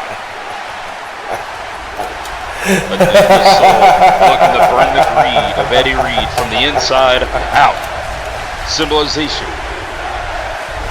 The streak will be on the line at WrestleCade.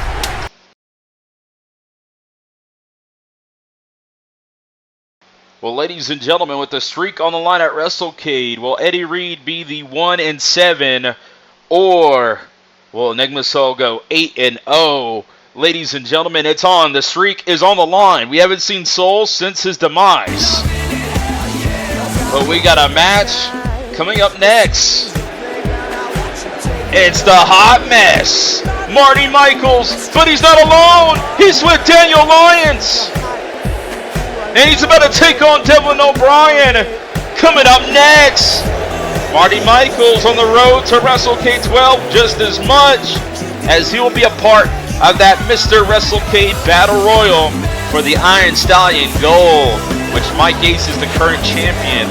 The bounty was on, the bounty is over, and now the Battle Royal is at WrestleCade 12. But tonight, Lyons has accepted the challenge. It is official. It's going to be Daniel Lyons, Devlin O'Brien. A legendary battle between these two veterans collide at WrestleCade 12. Marty Michaels, though,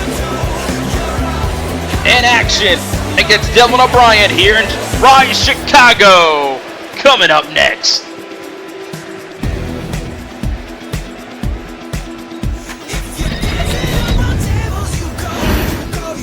And ladies and gentlemen, get ready because this man is definitely in a bittersweet mood. Yeah, he got the match that he's been begging for, but he's in action next.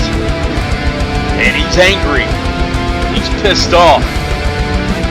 From Belfast, Ireland, he is the Irish Brute. He is Devlin O'Brien.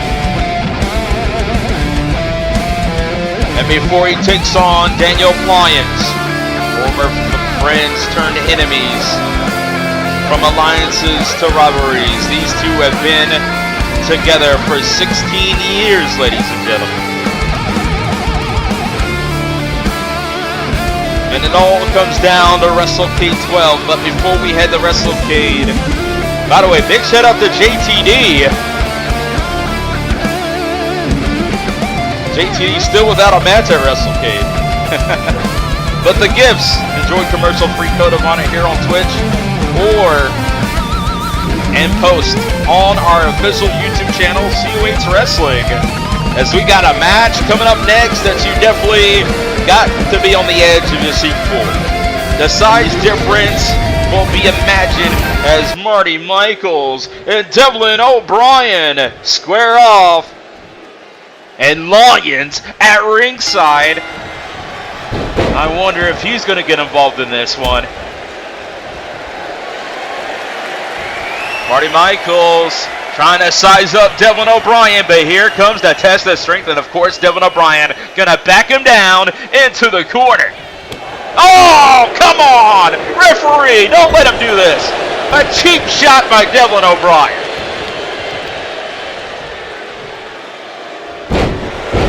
An attack in the leg here. And sent Marty Michaels over, and now, gonna take him to the woodshed. 5, 6, 7,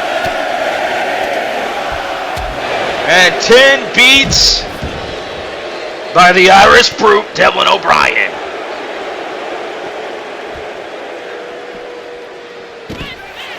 Marty Michaels trying to shake him off. Devlin O'Brien throwing rights and lefts, and now a knee strike to the midsection and bringing more force straight down to the hot mess, Marty Michaels.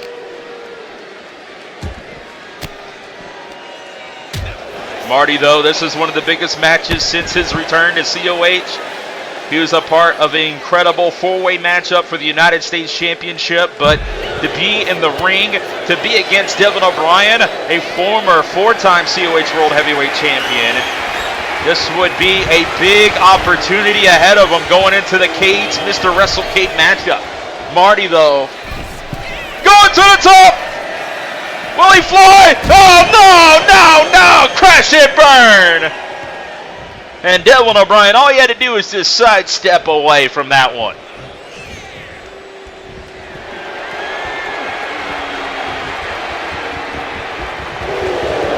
And now Devlin O'Brien, full of muscle.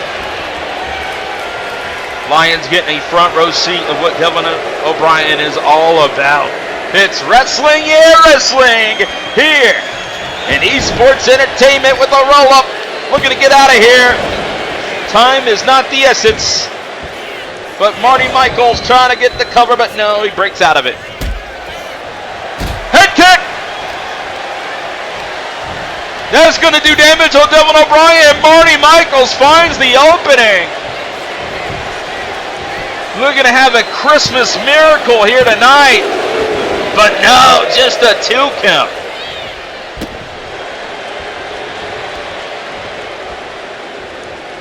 The hot mess, Marty Michaels in the driver's seat. Kaboom!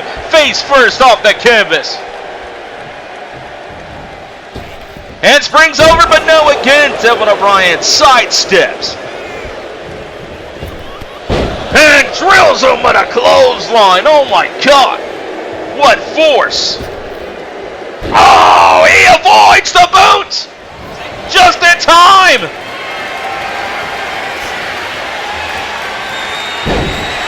Marty Michaels with one hell of a counter. Turns it around into his favor, but Devlin O'Brien right back at it. With a counter of his own. It's counter for counter, hold for hold, wrestling, yeah, wrestling. And Marty with the cover. Does Devlin get the ropes? He does. Great call by the official. Brings it all down. What an axe handle by Marty. Hot mess, Marty Michaels drops him a Bloody Sunday.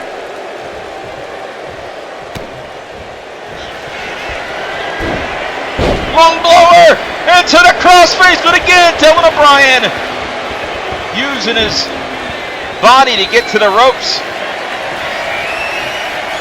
Marty still on fire with the running attack cover. No, thought he had him, but Devlin O'Brien kicking out at 2.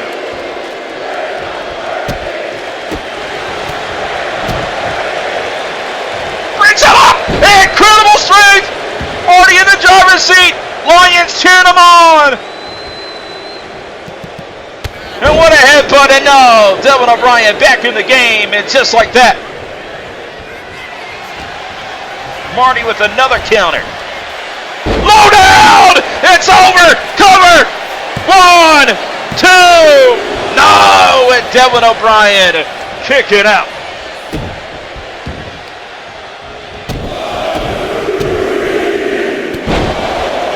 Marty Michaels keeps getting closer and closer as Devlin O'Brien feeling the distraction by Lions. To the Irish District. Oh my God! Flying through midair all the way down on top of Devlin. The fence here for Marty, but Devlin O'Brien trying to get out of here as fast as he can. He's having an issue with the hot mess, Marty Michaels. Loads it up with a Celtic cross. And oh, straight like that. Brings him down. What impact. For the cover. Lions trying to get the fans behind Marty Michaels, and he kicks out.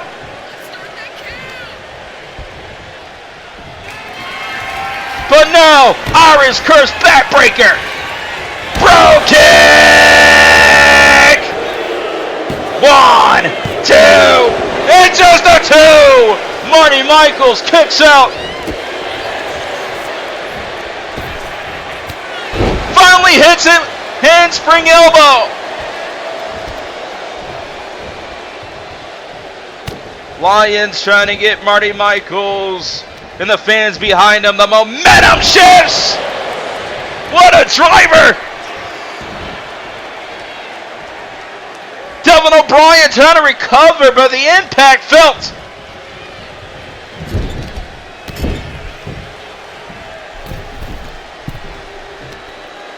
Tornado DDT!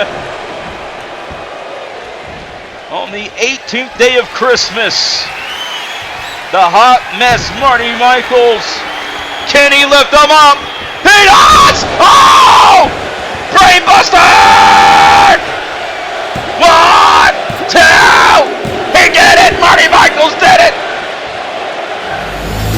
A Christmas miracle here as Lions cheers them on to victory. And that's gonna definitely not sit well with Devlin O'Brien. The distraction paid off. The fans, the motivation. Marty's going to the Mr. WrestleCade Battle Royal. But it's heating up between two veterans. Devlin O'Brien, Daniel Lyons will battle a legendary matchup happening at WrestleCade 12. And the fans definitely all about the hot mess Marty Michaels.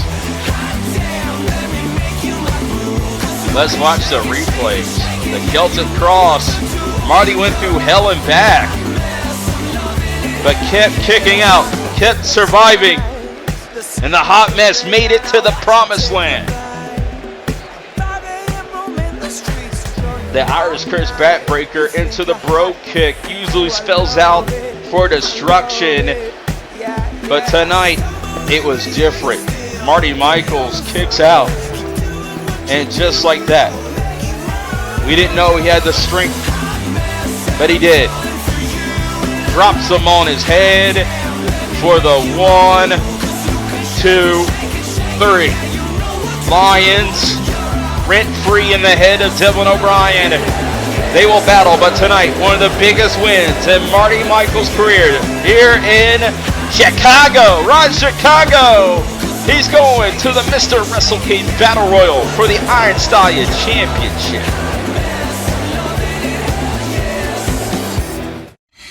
He actually did it. He called out Soul Taker. I thought he was just talking. That man can be so infuriating sometimes. He put us all in danger. We're gonna be fine. I feel better than I ever had. That spooky son of a bitch thinks he can play head games with me? Nah. He must have forgot all these doctor visits, all these tests. Carmasutra ain't nothing but overreacting, emotional, high-headed. But I knew, I knew that when I brought her in, now she just won't listen. Always preaching. We are family.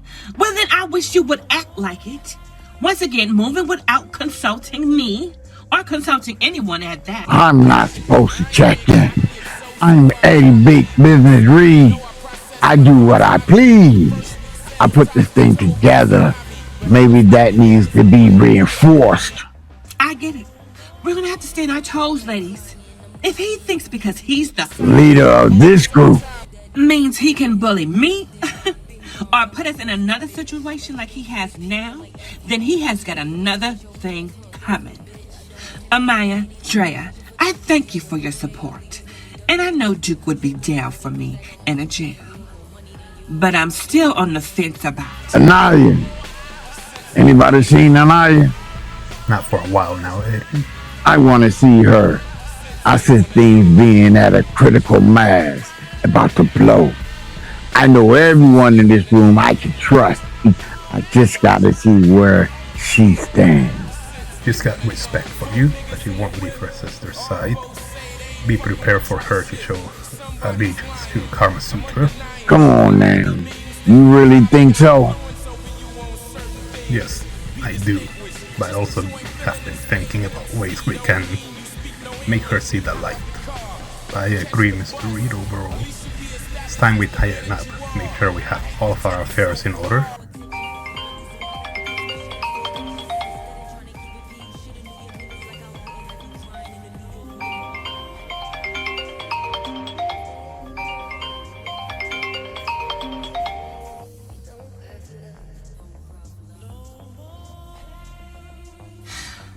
At this point, personal is what we need. It's the only thing he might respond to. So, Do what you must.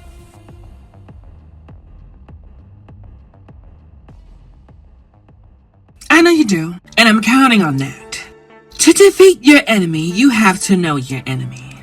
And sadly, at this point, he is my enemy. And I know you know him well.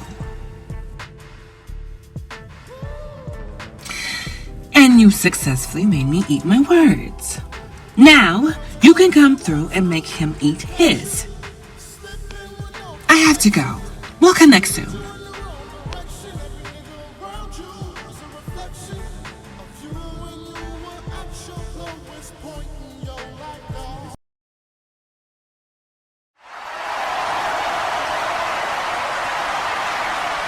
Wow, ladies and gentlemen, what a night so far here at Rise Chicago.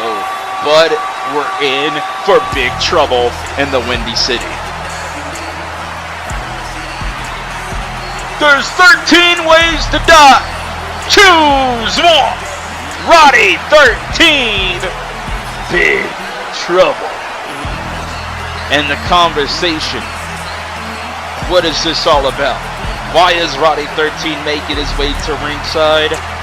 For the quest of the vacated television championship.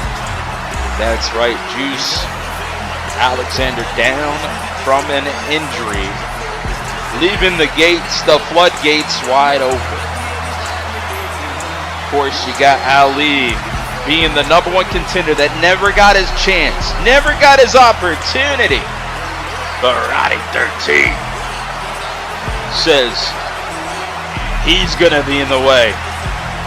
When you talk about television championship gold, you talk about history, you talk about the first ever championship here at COH. Roddy 13 wants that gold, and you gotta give credit where credit's due. Ali ain't backing down. Ali ain't backing down from the man on a mission. Big trouble, Roddy 13. I wonder what's gonna happen now, as Roddy wants the microphone. And he's got an appetite for destruction. Last week was a prime example of what I've been saying. I've tried to hold this company and all of you accountable for your transgressions against me, and yet here comes another in the form of little Jacob Ali. Ali, you've had a lot to get off your chest last week, and usually I would have caved that shit in. But I allowed you to fight another day. But you made some interesting claims, like being backed by skill and determination. Well, I'm backed by power and malicious intent you can't train for. So bring all the skill you want, bring all the heart you've got. Once you're in that ring with me, you put it all on the line. You asked me about how many bodies I got. You were there at Carnage at the Capitol. Now, we can't say the same for Super Slam and Rumble in the Jungle, but I'm pretty sure that YouTube Premium subscription held it down. My first night in COH, I pinned a former world champion, yet I digress. And this nonsense about actually making me wrestle? Ask anyone who had the displeasure of standing across from me. When that bell rings, I change the narrative. From wrestling match to fighting for your life. None of this mastermind wrestling bullshit is gonna save you, because I'm not here to out-wrestle you. I am here to end you.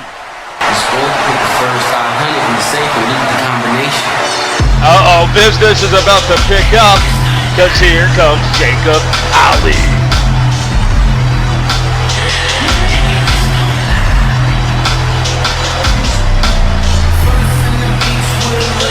And Ali gunning for the gold that he's owed a shot at. He is the official #1 contender. He's looking to cash that check at WrestleCade XII, but at the expense of the biggest threat yet in front of him, Roddy 13.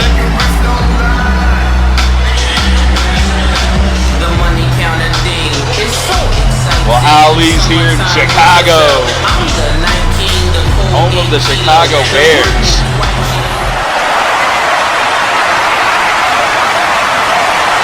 Listen, Roddy, this is a whole different world that you are stepping into. I've been doing this for 4 years, and I've stayed at the mountaintop, and I don't plan on letting you take my spot. I've tried to change. I've tried to be the nice guy, and that just isn't me. So if I can't be the hero, then I'm fine being the villain. Roddy, I've done many things to stay at the top, and at WrestleCade, I'm going to enjoy embarrassing you and showing the world how trash in the ring you really are.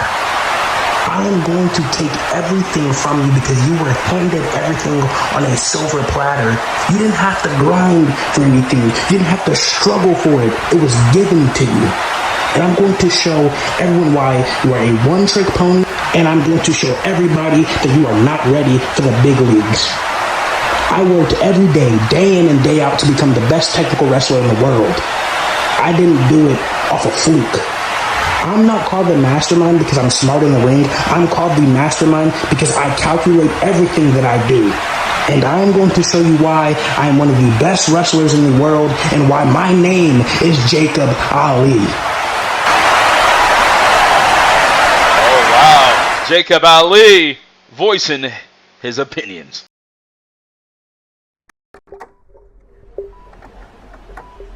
Can you hear me? Nod if you understand. Good. Good. How are you feeling? Can you speak? Do you know who you are? Yeah. Yes. Excellent. What's the last thing you remember? I was driving. Red. We reached out to everyone in your records. Friends, family, multiple members. No one picked up. Before I continue, please try not to panic. There's no easy way to say this, but you've been in a coma. It's okay. It's okay. Just breathe. Nurse, can we get a sedative? Take it slow. We'll go over everything soon. How long? 2 years. How are we feeling? Any better? Good. Now, as your doctor, I have to be honest with you. Your condition is stable. That's the important thing. A normal man wouldn't have walked away from that crash without more substantial injuries, but there was significant trauma to your optic nerve. We couldn't save your right eye. No. Easy. You'll tear your bandages. Listen. How am I supposed to fight? Listen to me. We found a donor. It's not perfect, but you'll still be able to see.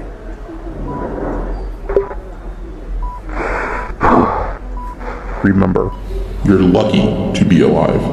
Focus on that, not whatever's waiting for you outside these walls. That's it. 5 more steps. Come on. Incredible. Nice job. Let's call it a day. No. Hey, don't overdo it, okay? You've been killing it the past few weeks. Your body needs rest. I can't. You wouldn't understand. This isn't about me, okay? Oh yeah, you're that guy, right? You know them?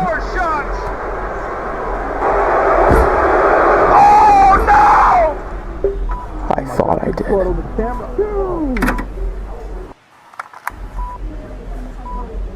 Avoid direct light and strain when possible. That eye is not fully yours yet. Nothing ever is. Take care of yourself, okay? You've done incredible work in here, but I worry you'll push too far. Just because you can walk doesn't mean you're healed. I'm not going on a walk. I'm going on a hunt.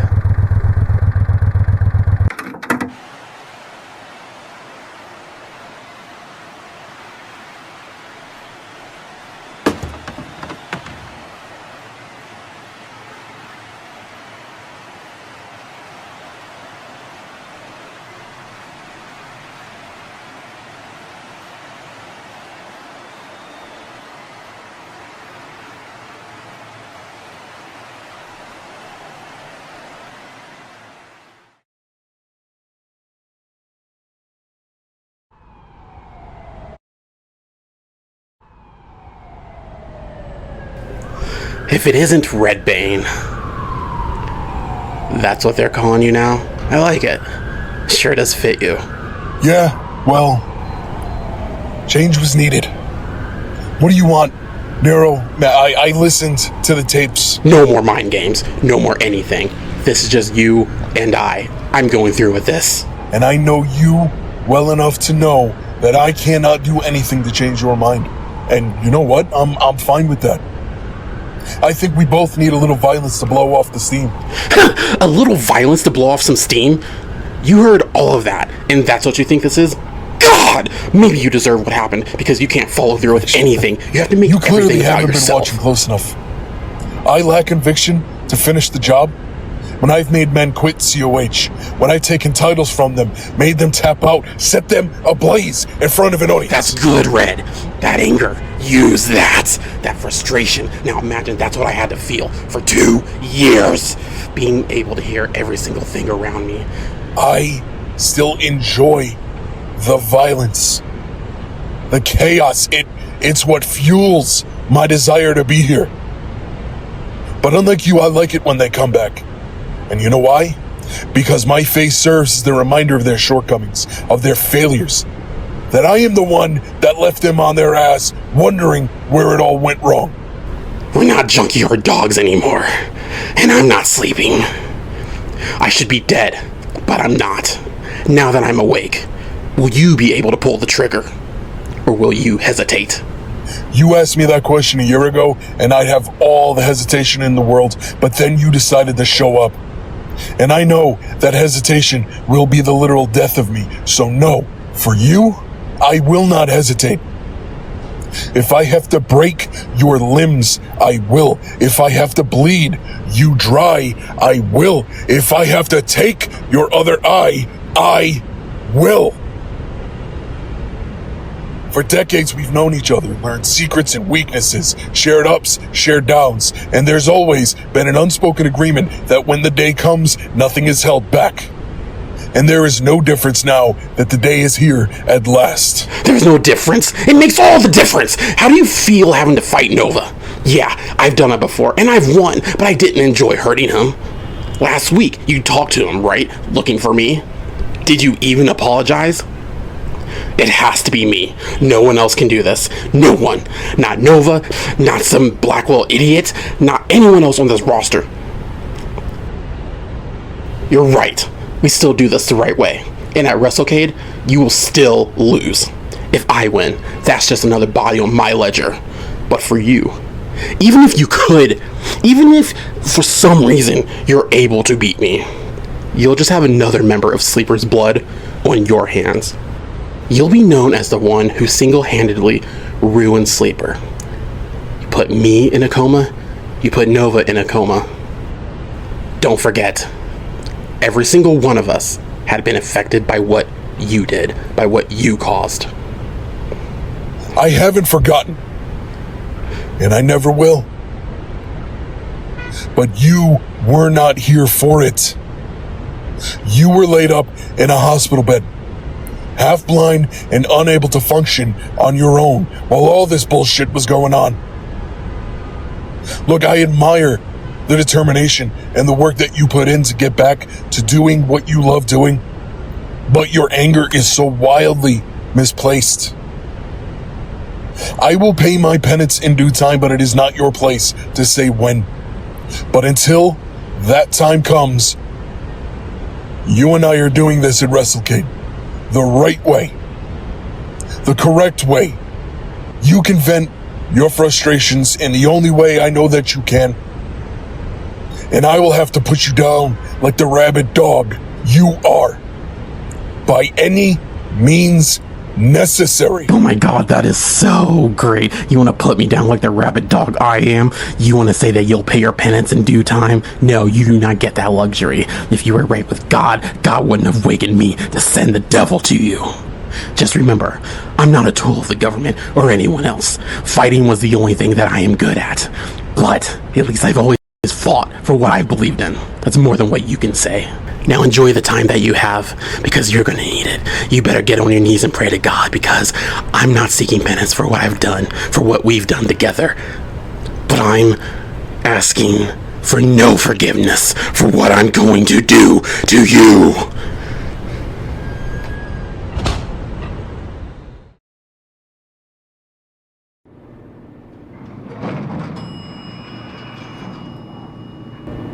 It was worth a shot.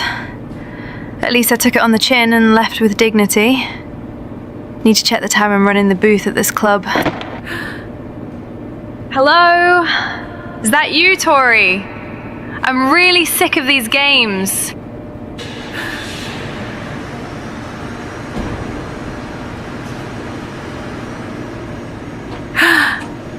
Oi. Must be the nerves talking. I can't believe I feel so easily rattled by...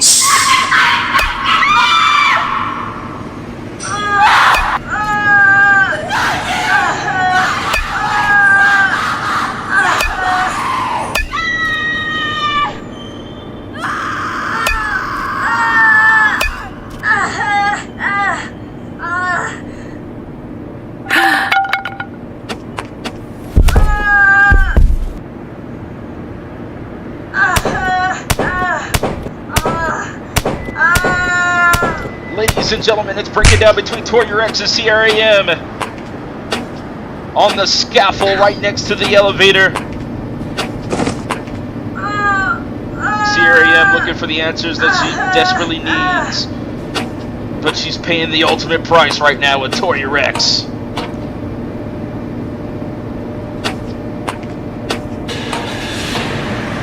No, don't do this. Oh! Tossed off the scaffold!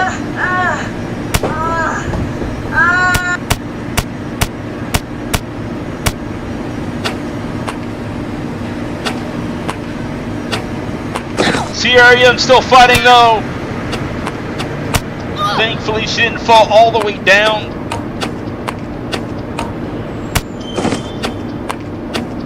But we need help out here. The security is out of condition. It is breaking down, ladies and gentlemen, as CRAM trying to fight for the ultimate shot for the Intercontinental title at WrestleCade XII. The Tori Reks trying to eliminate what could be her final opponent.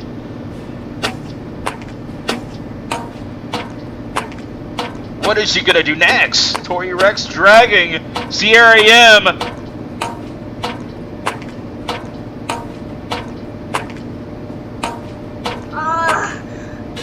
Wait a minute, no. She's gonna end Sierra once and for all. Don't do it! Don't do it, Tori Reks! Only make it worse. Please listen to me!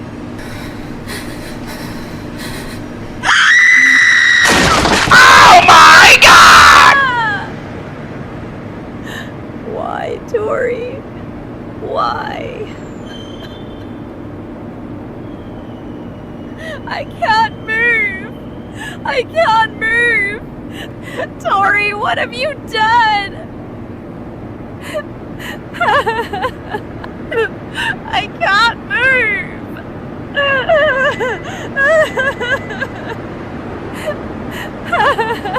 Look what you did! We need help out here! CRAM is hurt!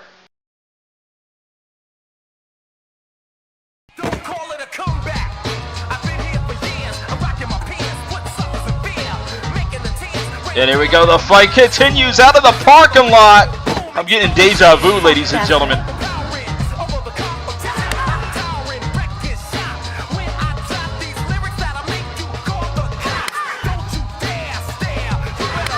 Ladies and gentlemen, it's out of control. Eden fires off against Amber Reed.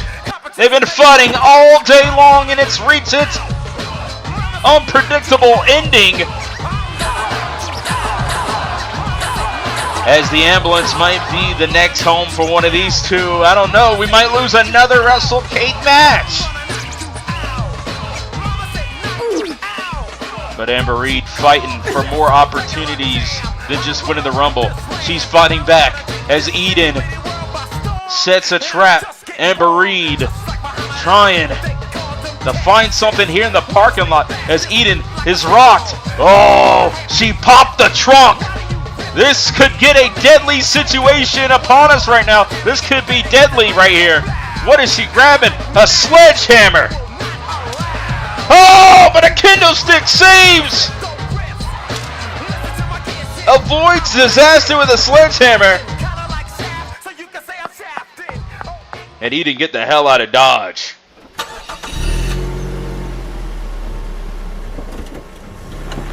Wait a minute. No! Oh my God. Dumb bitch.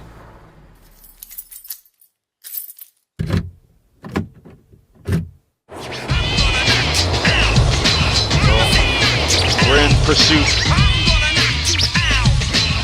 They got a need for speed.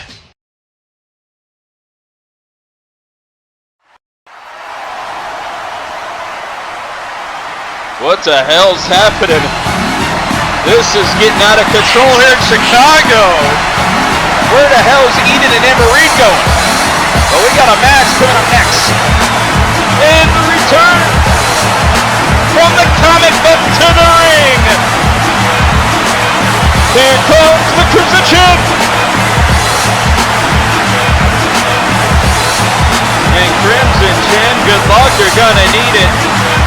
As she will take on the undefeated Temple of Windsor's own. That's right, Psycho Jade.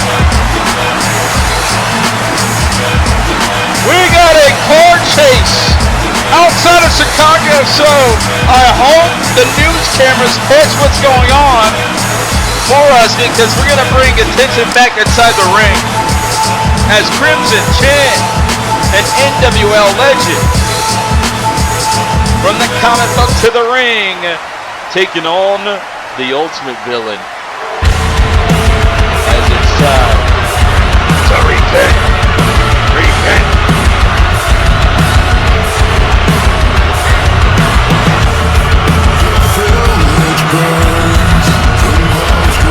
The undefeated in one-on-one competition, nobody, and I mean nobody, has what it takes.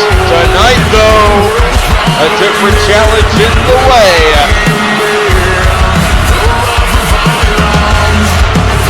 But is there any heroes for Psycho Jade?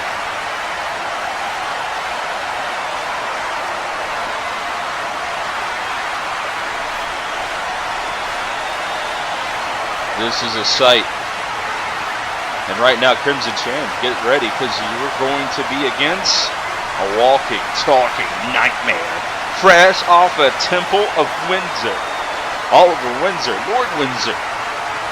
As he approaches Games of the Galaxy, and Allison Page approaches the Miss WrestleCade matchup. Psycho Jade continues the wrath set by the Temple. The Temple of Windsor.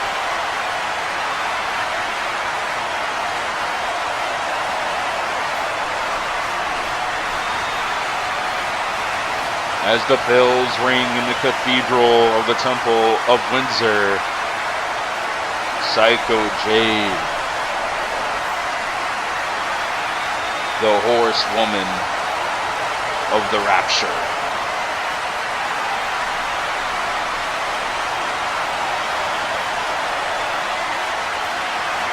well, this is going to be an unsettling feeling, but Crimson Chin, you got to prove that you're indeed the hero that you are. against the reckoning of Psycho Jade. Here we go. DDT. The even flow DDT. The streak is over. 1, 2, and no. Just a 2 count.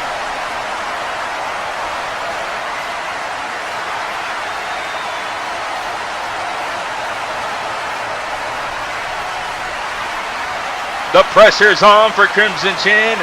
Crimson Chin has faced many and many of legendary opponents. One being Amber Reed, who's on a current car chase with Eden's Lamborghini. The test of strength with the streak on the line. For Psycho Jade, the streak is also going to be on line.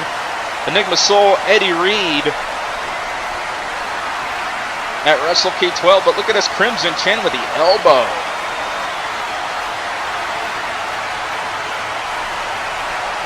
Crimson Chin to the top. It's not a bird, it's not a plane, it's Crimson Chin and flying crossbody.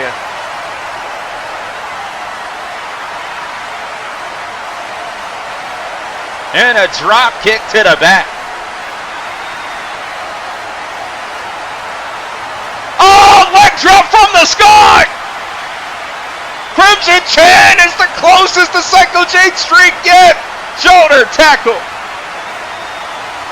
But I think she just bit off more than she could chew at this point. Psycho Jade bringing the fight. Axe handle missing out. Drop kick. Head kick avoided. Went for clothesline, but no. Psycho Jade for a counter. Drop kick. Again, another counter. Throwing fists, rights and lefts, and now here comes the chops. The battle wages on here in Uprising today. And I'll just biting Crimson Chin. Crimson Chin trying to battle back as much as she can. As you can see the size difference here being shown. And went for chokeslam. Oh, forearm! Oh my God! Psycho Jade in the corner. No! Counter! Axe handle!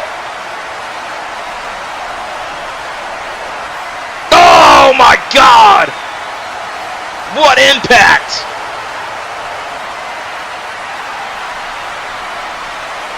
Oh, with a double stop.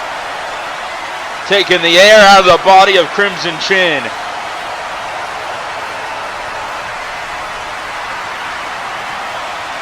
Crimson Chin with the kicks to the leg.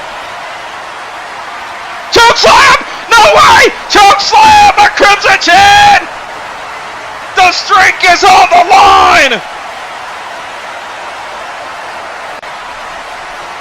Scoop slam! Leg drop! Cover!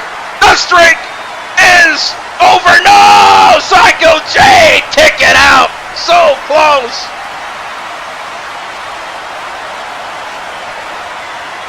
Crimson Chin is a smooth operator here tonight. Psycho Jade feeling the challenge.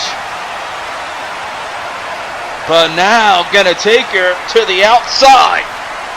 Oh, off the apron with a back suplex.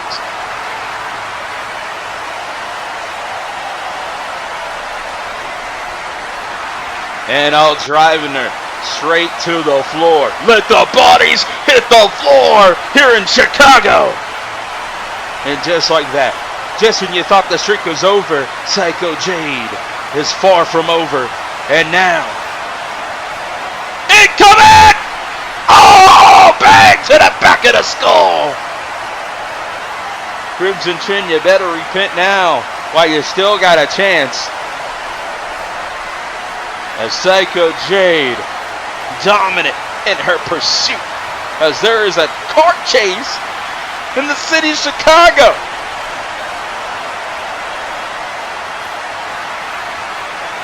Wait a minute. What does she have in store? What's on her mind? Staring down the superhero known as Crimson Chin. And without Crimson Chin, Chicago will forever fall. A city that needs a hero desperately like Crimson Chin right now might see a hero die before our eyes. But oh, there's still life left! Crimson Chin on the floor! The referee continues to count. Remember the streak at stake.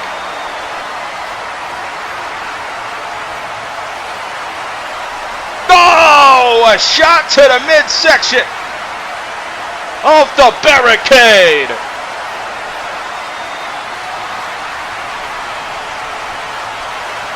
And a picture-perfect drop kick. She is fighting back. No, moonsault avoided.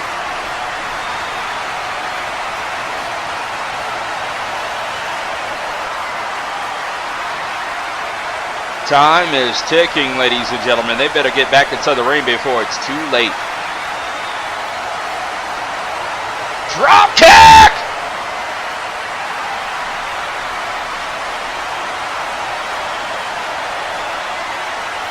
Oh my God, Psycho Jade out on the floor!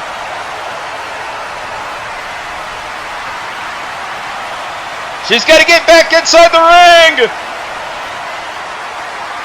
And she barely makes the count. Crimson turn around, but here we go, back to the action. Neckbreaker. Leg drop. Oh no, this time she misses. Oh my God, just ran into Psycho Jade.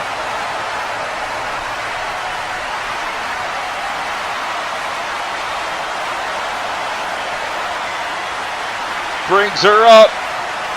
Oh my God! What a power driver. 2. And Psycho Jade went through hell and back. No pun intended, but remains undefeated. Well, Judgment Day just came here in Chicago. Chicago's gonna be without a hero because Crimson Chin dealt the demise. What the hell? Not the serpent. Oh my God, the snake! Watch out, ref! The snake has got poison venom, and right now, Crimson Chin, you better get out of there.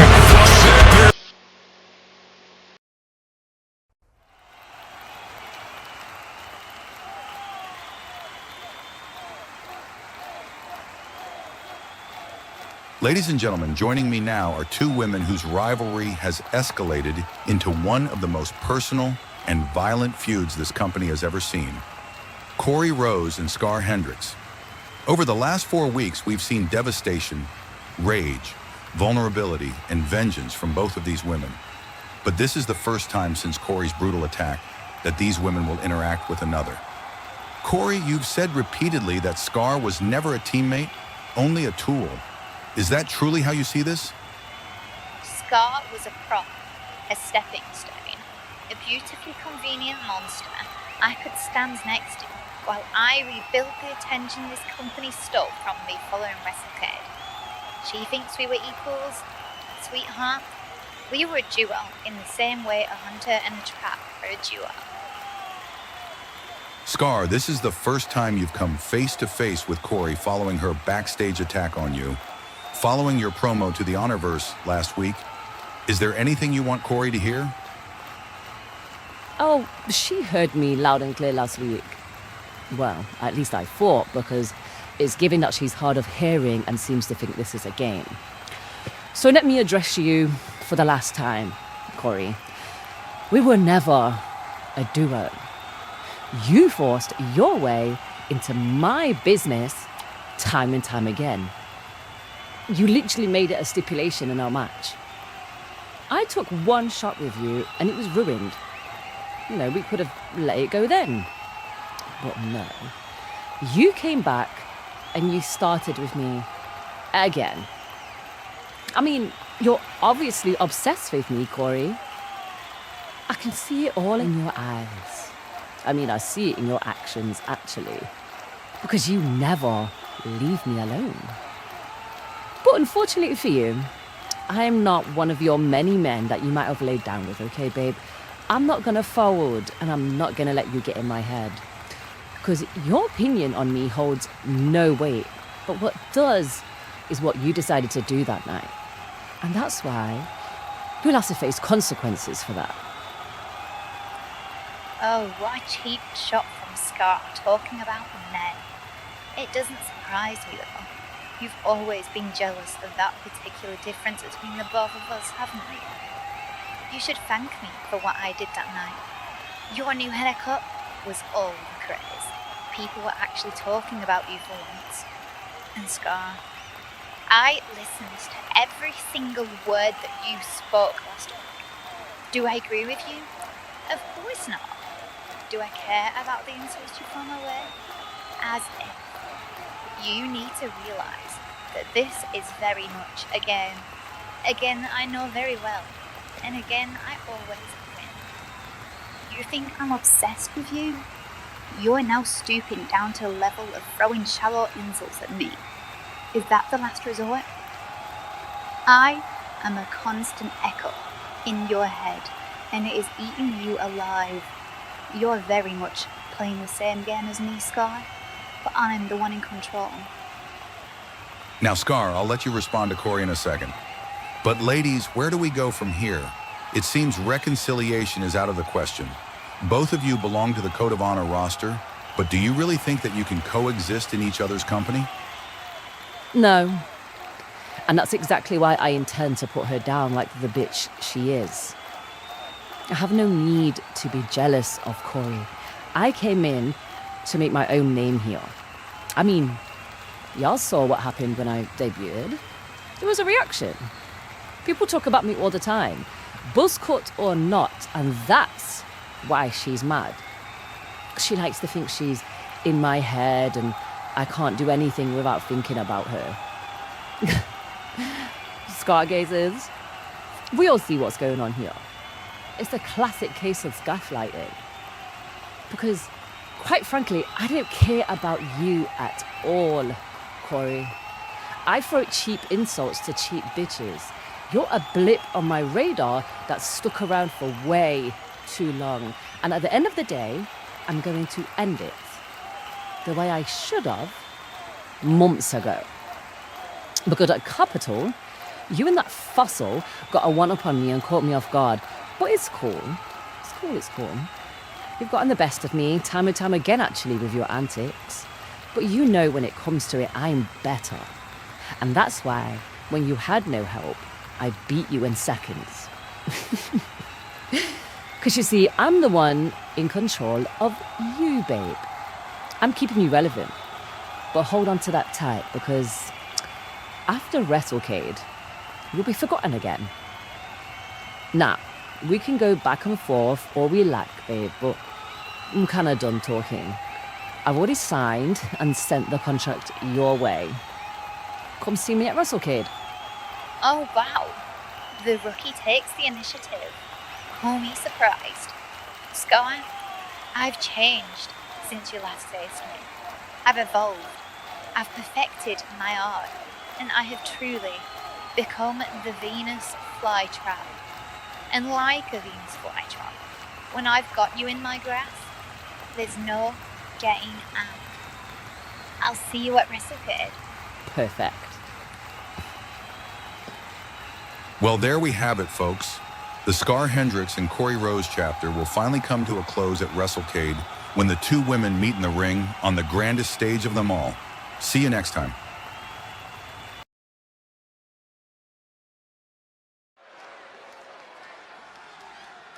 At WrestleCade, we finally get a chance to win back what's rightfully ours. Exactly. And with the right members on representing Money Mafia, that 2-foot girl Kelly Kell and that nasty alien Vice has been ducking us, sneaking us, and playing in our faces. But at WrestleCade, they won't be able to hide. Damn right. because I've been in the ring with both of you. And I gotta say, winning our titles back feels more like a formality at this point. I mean, I could overpower your powerhouse. And Kelly, you can keep up with him, boo boo. Uh-oh. Well, here comes the Tag Team Champions. We're in Chicago, by the way. Not Alabama. Sweet home Chicago.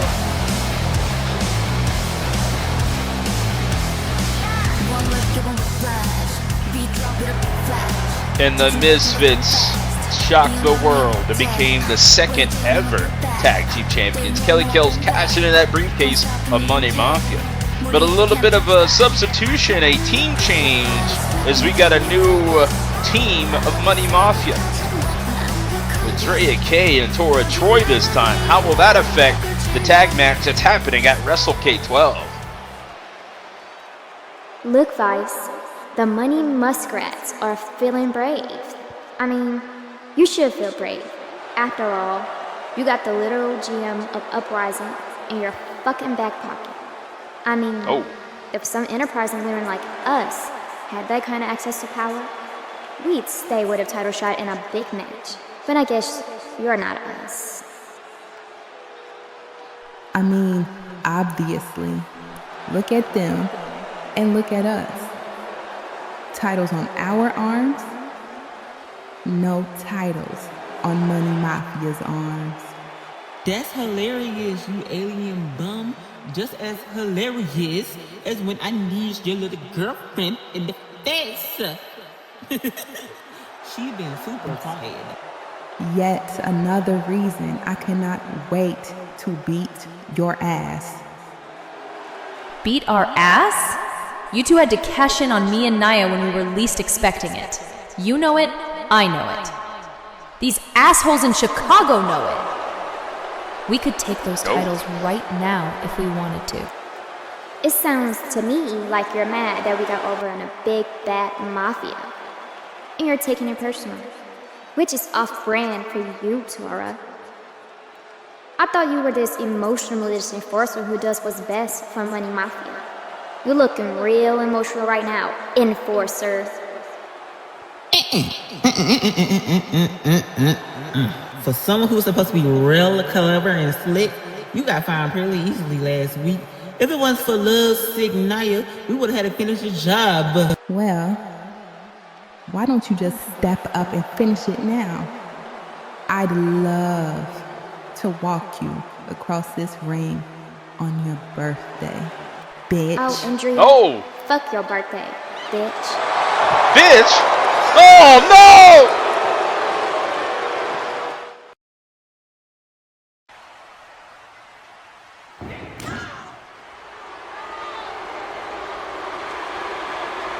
Oh my god, she just slapped Drea K on her birthday, no less. And we got a fight breaking out here as Money Mafia just got dropped by the champions. Vice and Kales trying to take out the enforcer. Oh my god! But it's far from over as the tag team match is set for the Cade! For the gold for the Uprising Tag Team Championships. A fight has broke out here in Chicago, and it's downright personal. Kills. Now all alone with the, look at the size difference between her and Tora Troy. But it doesn't matter, as the enforcer is on the ground, on the canvas, if you will, and Kills is standing tall for the finisher, but no! Money Mafia trying to turn down the offense of the Misfits. And here they come. Tora Troy lifts her up. Here comes the enforcer, the war goddess, drops her like a bad habit. And the fight is far from over between the Misfits and the Money Mafia.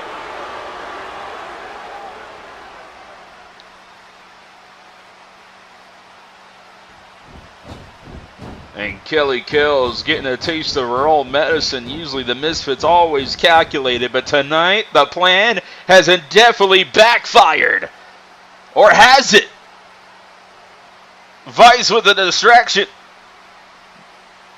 Continue the fight out on the floor with Drea. No. Oh, choke slammed her to the floor.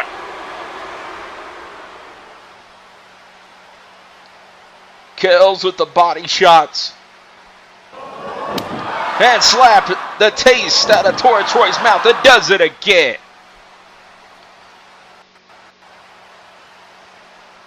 And now, Vice gonna send Tora for a ride off. The 3D by the Misfits, collectively the tag team champions, send a message to Tora Troy and Drea K. Look, you can give me all the attitude you want, but you put your hands on me first. No, you snatched me up and took me to the elevator like I was a child. And while I normally appreciate a woman that can snatch me up, I got my alien superstar for that. Don't put your hands on me again, shawty.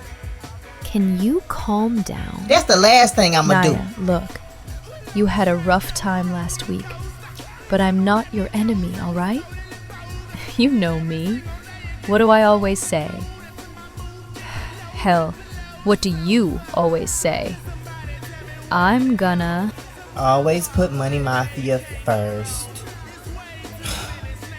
Exactly. What I do will always be with Money Mafia's best intentions in mind, even if we're not on the same page. Yeah. Well, I'm glad you mentioned that on the same page part, because me and you can patch it up, but I'm about this close to folding shawty clothes while she's still in them. Me in the nose knowing full well that's my money maker. You don't think we have got enough problems right now? Man, we always fighting. That's what we do, shawty. Look, we've been fighting since I joined. We don't always fight. You tried to hit me with a car like your second night here. Anaya, look! Eddie did it. He called out, Soul Taker. He did what?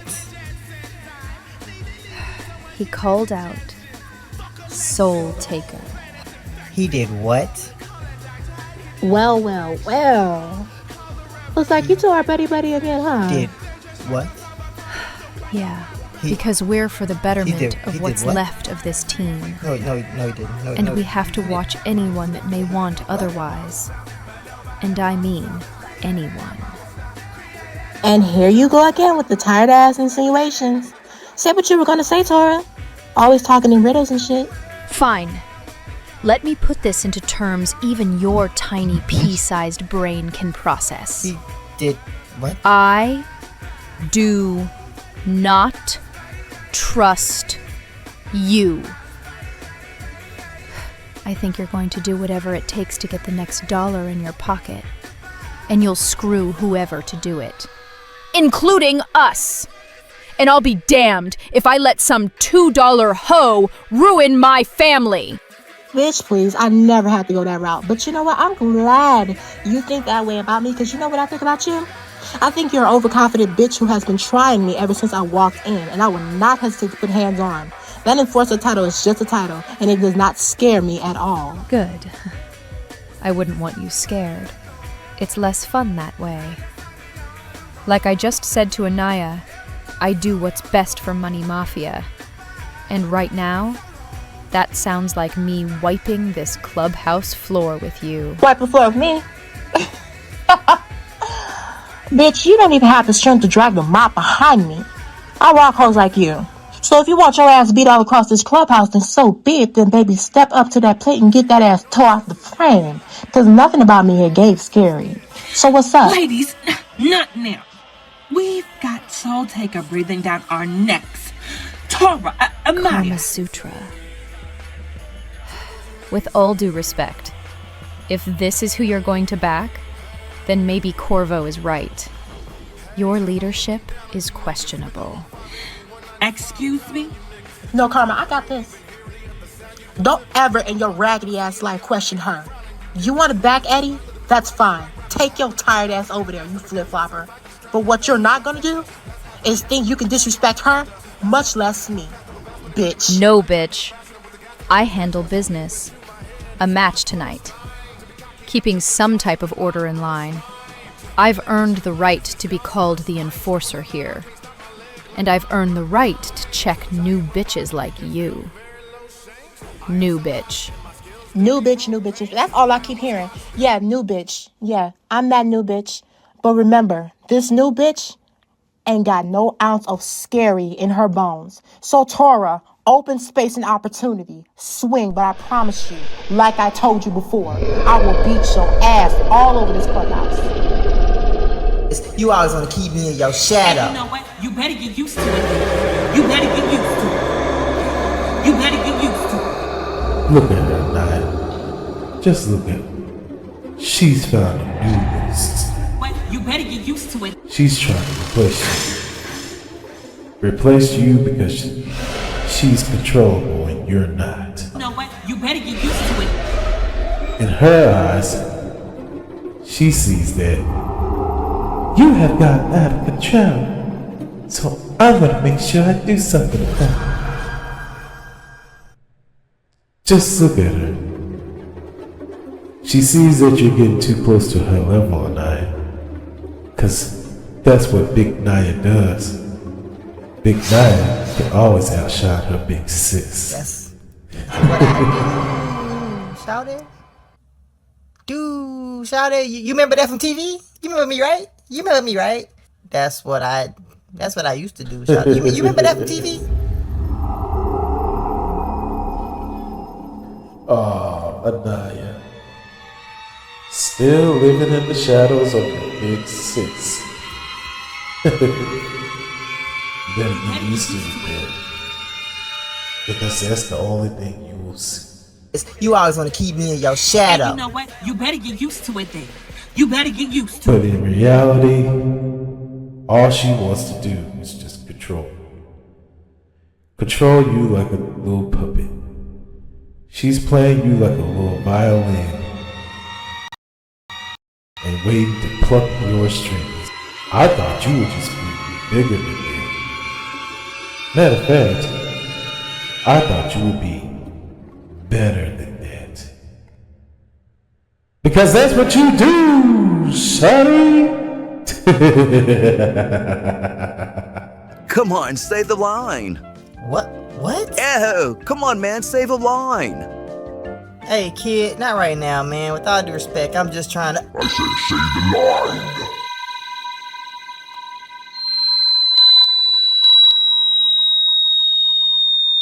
Oh, yeah? You wanna keep me in your shadow? Okay. I don't trust none of y'all. That's exactly why I'm moving how I'm moving. Okay, I see you. I see you, Carm. I see you. I see you. You wanna keep me in your shadow.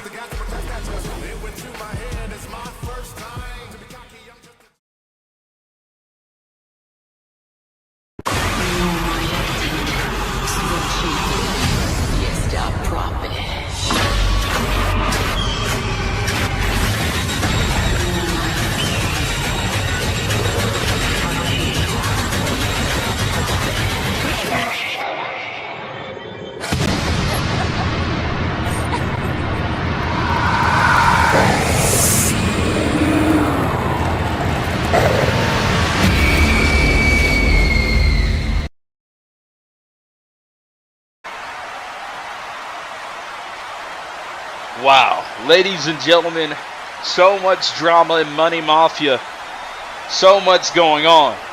But we now set our focus on this upcoming matchup. That means everything going forward to the road to WrestleCade XII.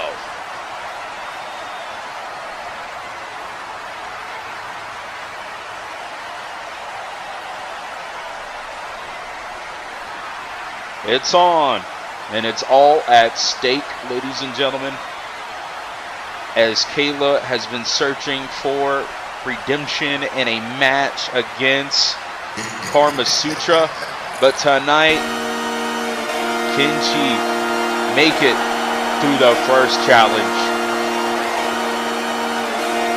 The Enforcer, Tora Troy, taking charge inside of Money Mafia's dilemma, the drama, with the Soul Taker, Enigma Soul, and Eddie Reed.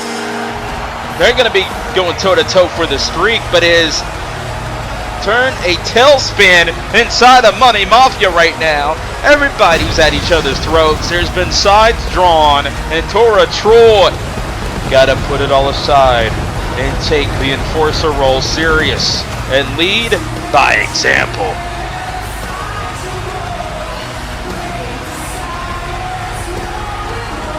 Well, Tora Troy taking on SBR Sugar Kayla, and the match is next.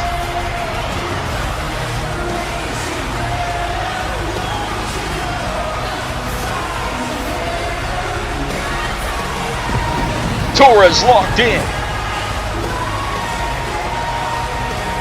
And she's looking to get the job done.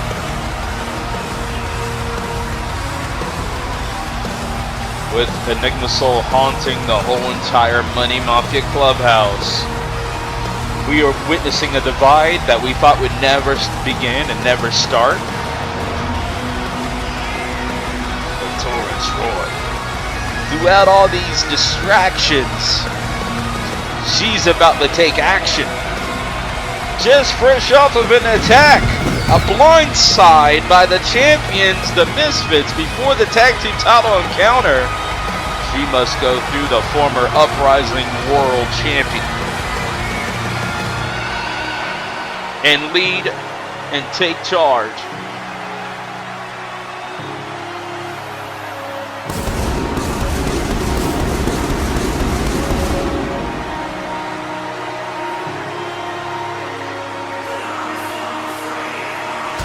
It is blood for freedom. But Kayla's got an uphill battle coming up next.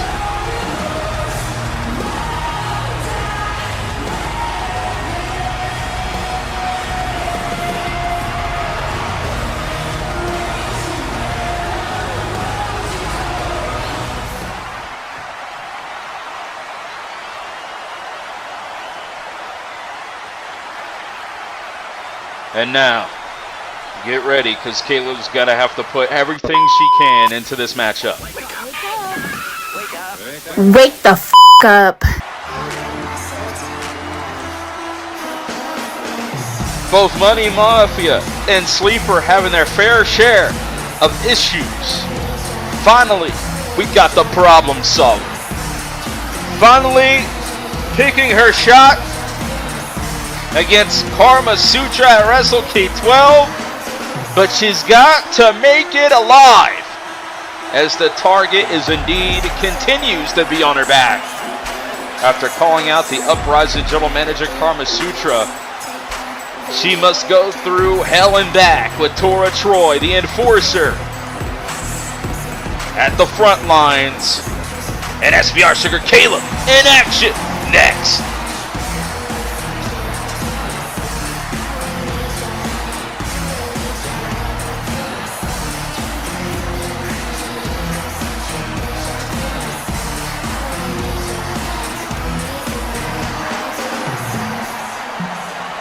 Ladies and gentlemen, the pressure is on for SBR Sugar Kayla, and this is going to get tense.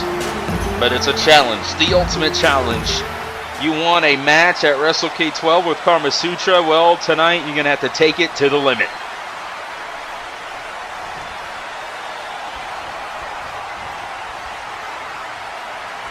Two former Uprising World Champions, two pillars of women's Uprising wrestling today collide here at Rise Chicago.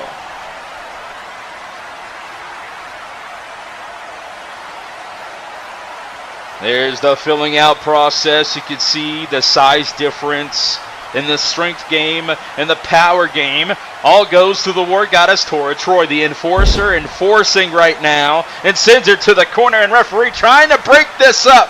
He's going to have to do all he can because Tora Troy is so powerful. But look at this! Kayla backs her down! Here we go! and sending Tora to the other side. Impressive.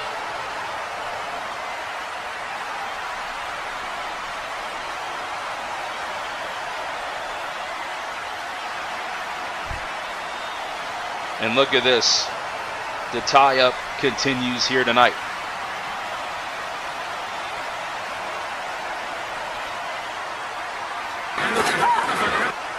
Arm applied.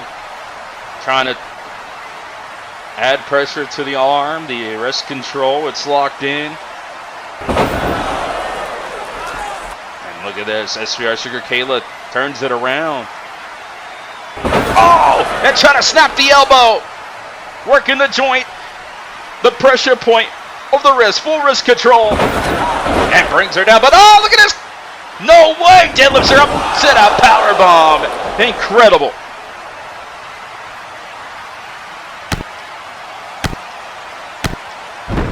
Educated feet by Tori Troy using the boots. Kick her while she's down, huh? Kayla has been through so much against Money Mafia. More importantly, Carmasutra. Lung blower. Trying to bounce back with a cover, but no, just a 1 count. It is far from over between these two.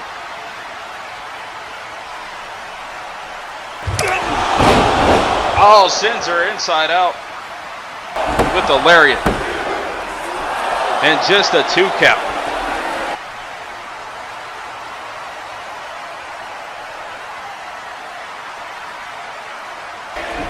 Oh, it drops her! And incredible!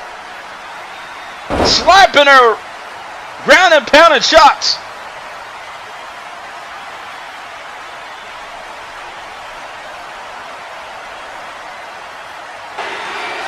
Turns it around and throwing a punch. Another one. Our whips over. Incoming. Takes her off her feet. Not once but twice. And flying high with a clothesline. Had to leap extra just to take her out. The attack. Set. And the exploder suplex to Tora Troy. Into the corner. Tora could be on Dream Street, but she better watch out because Kayla in the corner ready. Set. Aim. Fire. No! Northern Light suplex counter. Vertical suplex combination. Standing transition over. Back suplex. German.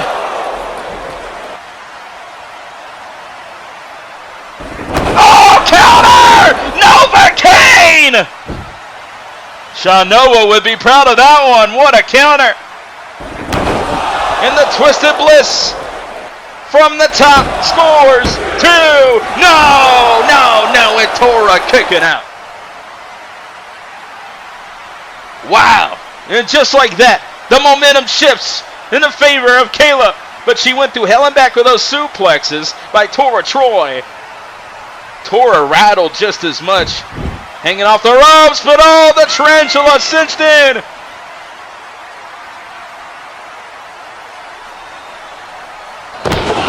And nice, springing off with the leg drop. Frog splash from the second rope, but no water in the pool. And here comes these palm strikes by Tora Troy, trying to back her down much as possible. Kayla, though, still on her feet. Not for long, though. Oh, my God. Will be rewarded. For the very first time,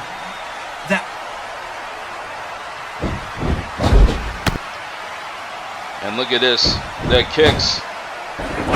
Powerbomb! Oh, my God. The luck running out as Tora Troy with the splash. Leapfrog! Sends Tora to the floor! Watch out! She's gonna fall, but no! Tora cuts her off with a clothesline. The War Goddess in position. Power bomb! Bombs away here in Chicago by Hurricanrana. No! Ref's down! Right into the referee!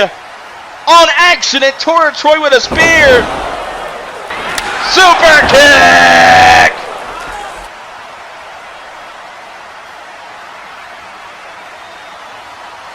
No! Counter! Brings her straight down. And just like that, Tora Troy back in the game, but with no official. What happens here?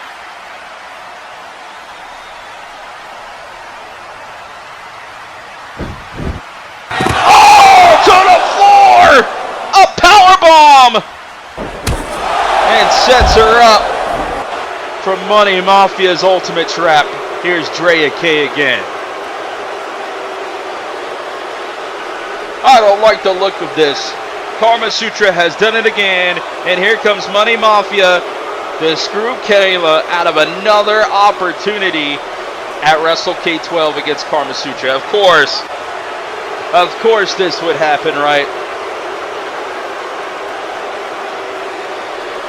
Well, the referee's back up. The referee's awake. But Kayla is in trouble. Oh! Oh my God! 1, 2. It's over. A crushing defeat for Kayla here tonight. And Money Mafia has done it again. Carmasutra, yeah, they're having their inner battle, but they got their way here tonight. A lesson learned. Don't go after the boss known as Carmasutra, as the enforcer proves to the world that she will get the job done. She is a bona fide hit woman of Money Mafia here today.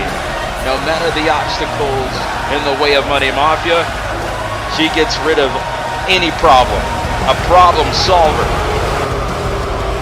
Wait a minute. Here comes Carmasutra.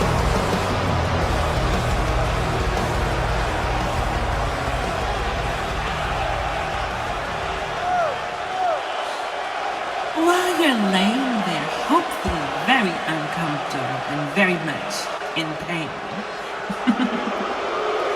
Oh, and finally quiet for all of our sake. I want you to think, Kayla. Think about how this night will be the night that in front of what is possibly the worst city that we stop in.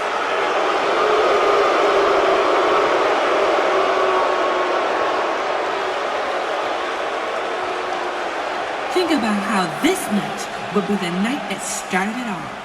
The night that began the snowball named Irrelevance that rolled down the hill until it became massive, crashing into that dusty mountain shack you call a legacy, shattering it to pieces.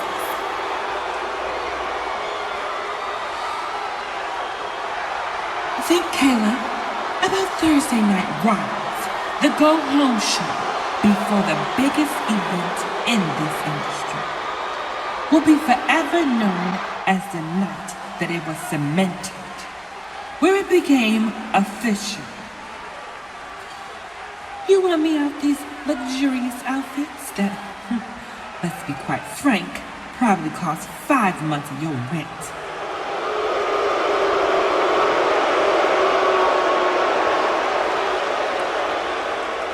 So I can beat your ass like I was still in Miami?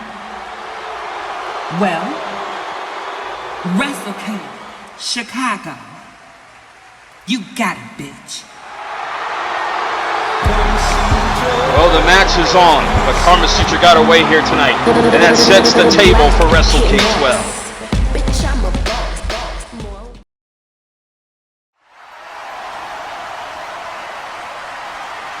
Wow, ladies and gentlemen, that was just something else. Kayla fell for the trap again for Money Mafia, but at least she got the match. Wait a minute. Looky.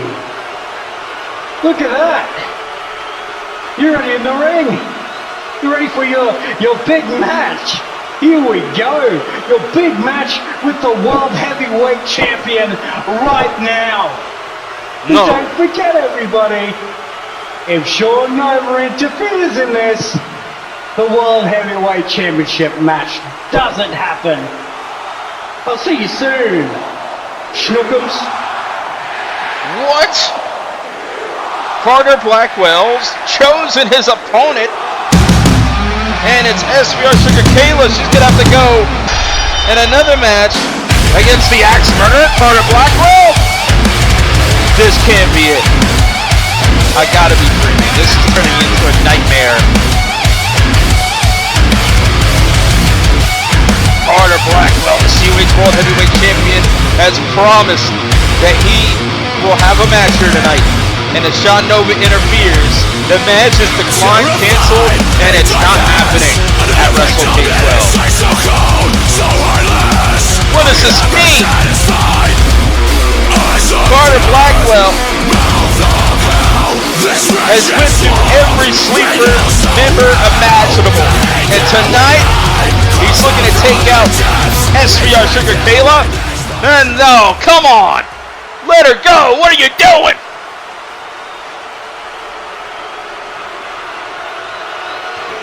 SVR Sugar Kayla just went through one hell of a matchup with Tora, and now here comes Sean Nova.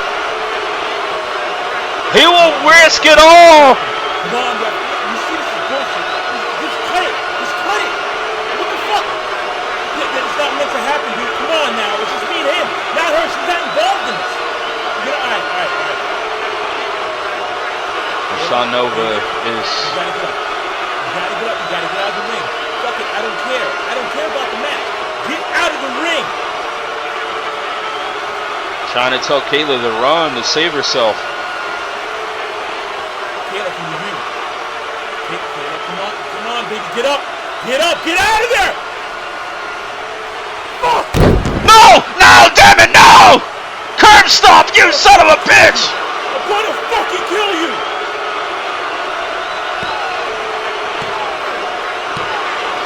And Carter Blackwell has just done the unthinkable. And he's getting the hell out of there while you still can, you coward! You're done with this time, you son of a bitch. You're gonna have hell to pay. I hope Sean Nova gets what he deserves. Redemption and revenge for what you just did, you asshole. You're disgusting. You have tarnished the legacy of Code of Honor. Hi, Christy. No, can you have a second? Oh, it's finally nice to meet you face to face. You look stunning. Hi, I saw your match last week. That was really impressive. And I know you and Lynn are great friends, sisterhood, but I just wanted to let you know that a friend of Lynn is a friend of mine. Absolutely. And the same goes here as well. Anyone who loves Lynn, I know I am going to love. Also, congratulations on being in the match as well. It's good to see some faces I can trust, you know? Yeah, what do you two call it? Double C? Yes. Oh my gosh, my name also starts with a C. Carter, yeah. We can totally be like Triple C or something. Oh my gosh, what a coincidence. That is so crazy. But nice to formally meet you, Christy.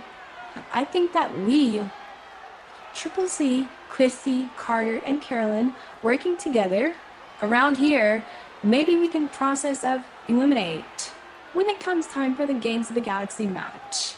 So, what are you saying? What do you say? I am 100% down for that. That sounds delicious, if you ask me. Having 3 of us in the match gives us the advantage. Triple C is going to take over this whole damn division. Lord knows Amber and Heather could never get along.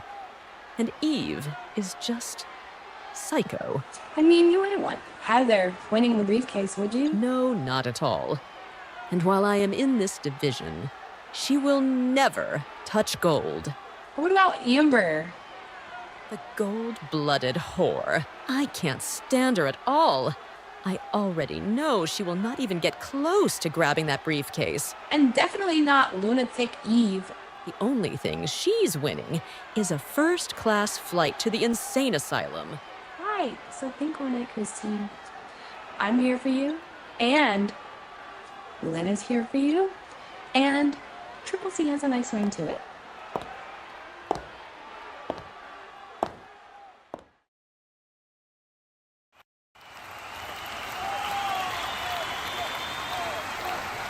Ladies and gentlemen, wow, what a night so far. We had our ups, we had our downs, but coming up next is the Uprising Games of the Galaxy Summit. A preview of the greatest all-star lineup that Uprising has to offer, and of course the ultimate prize hanging in the balance, the Games of the Galaxy briefcase at WrestleCade XII. And here comes Carmasutra. Business has picked up again.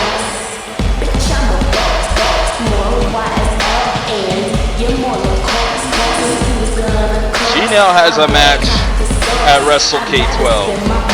Here comes the general manager, Carmasutra, to present the summit of Games of the Galaxy. Let the games begin.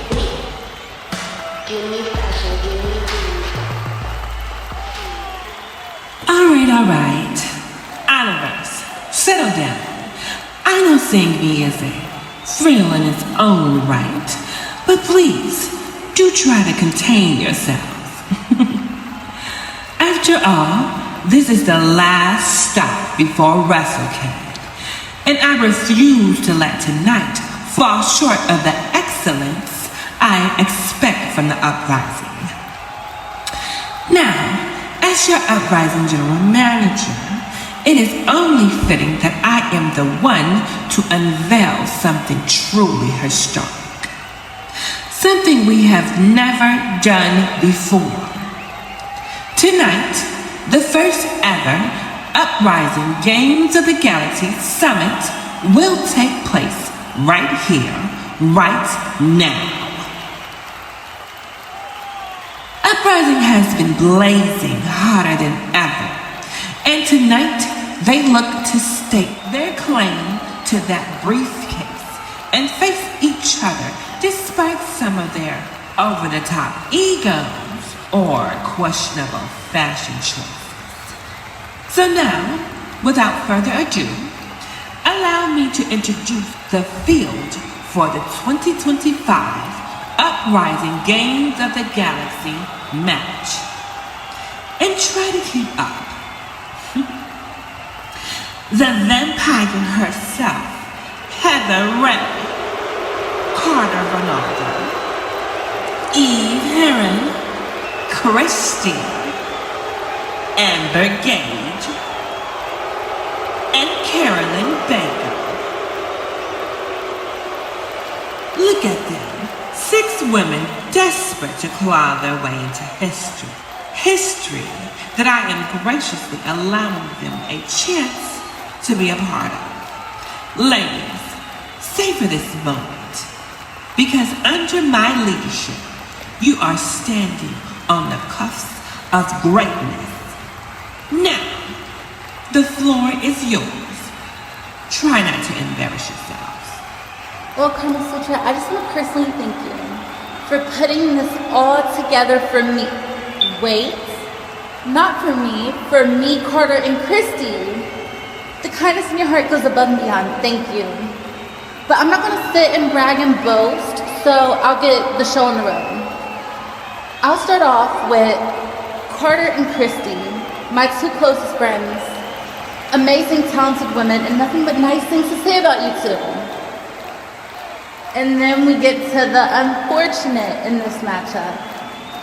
Who should I start with? The 3 Stooges. Amber Gage. Nothing to say about you. I mean, I could say a lot of rude things, but this isn't what this is, so to say the least, you couldn't be trusted if it were your name. Girl, boo, because you would know. And then we get over to Heather Ray.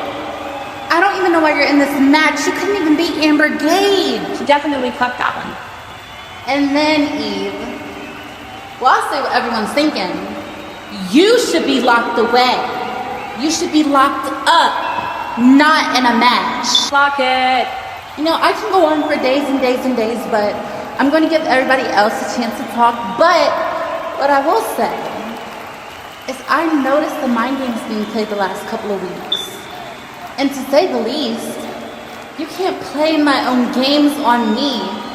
I didn't have to do tactics. Y'all want to know why?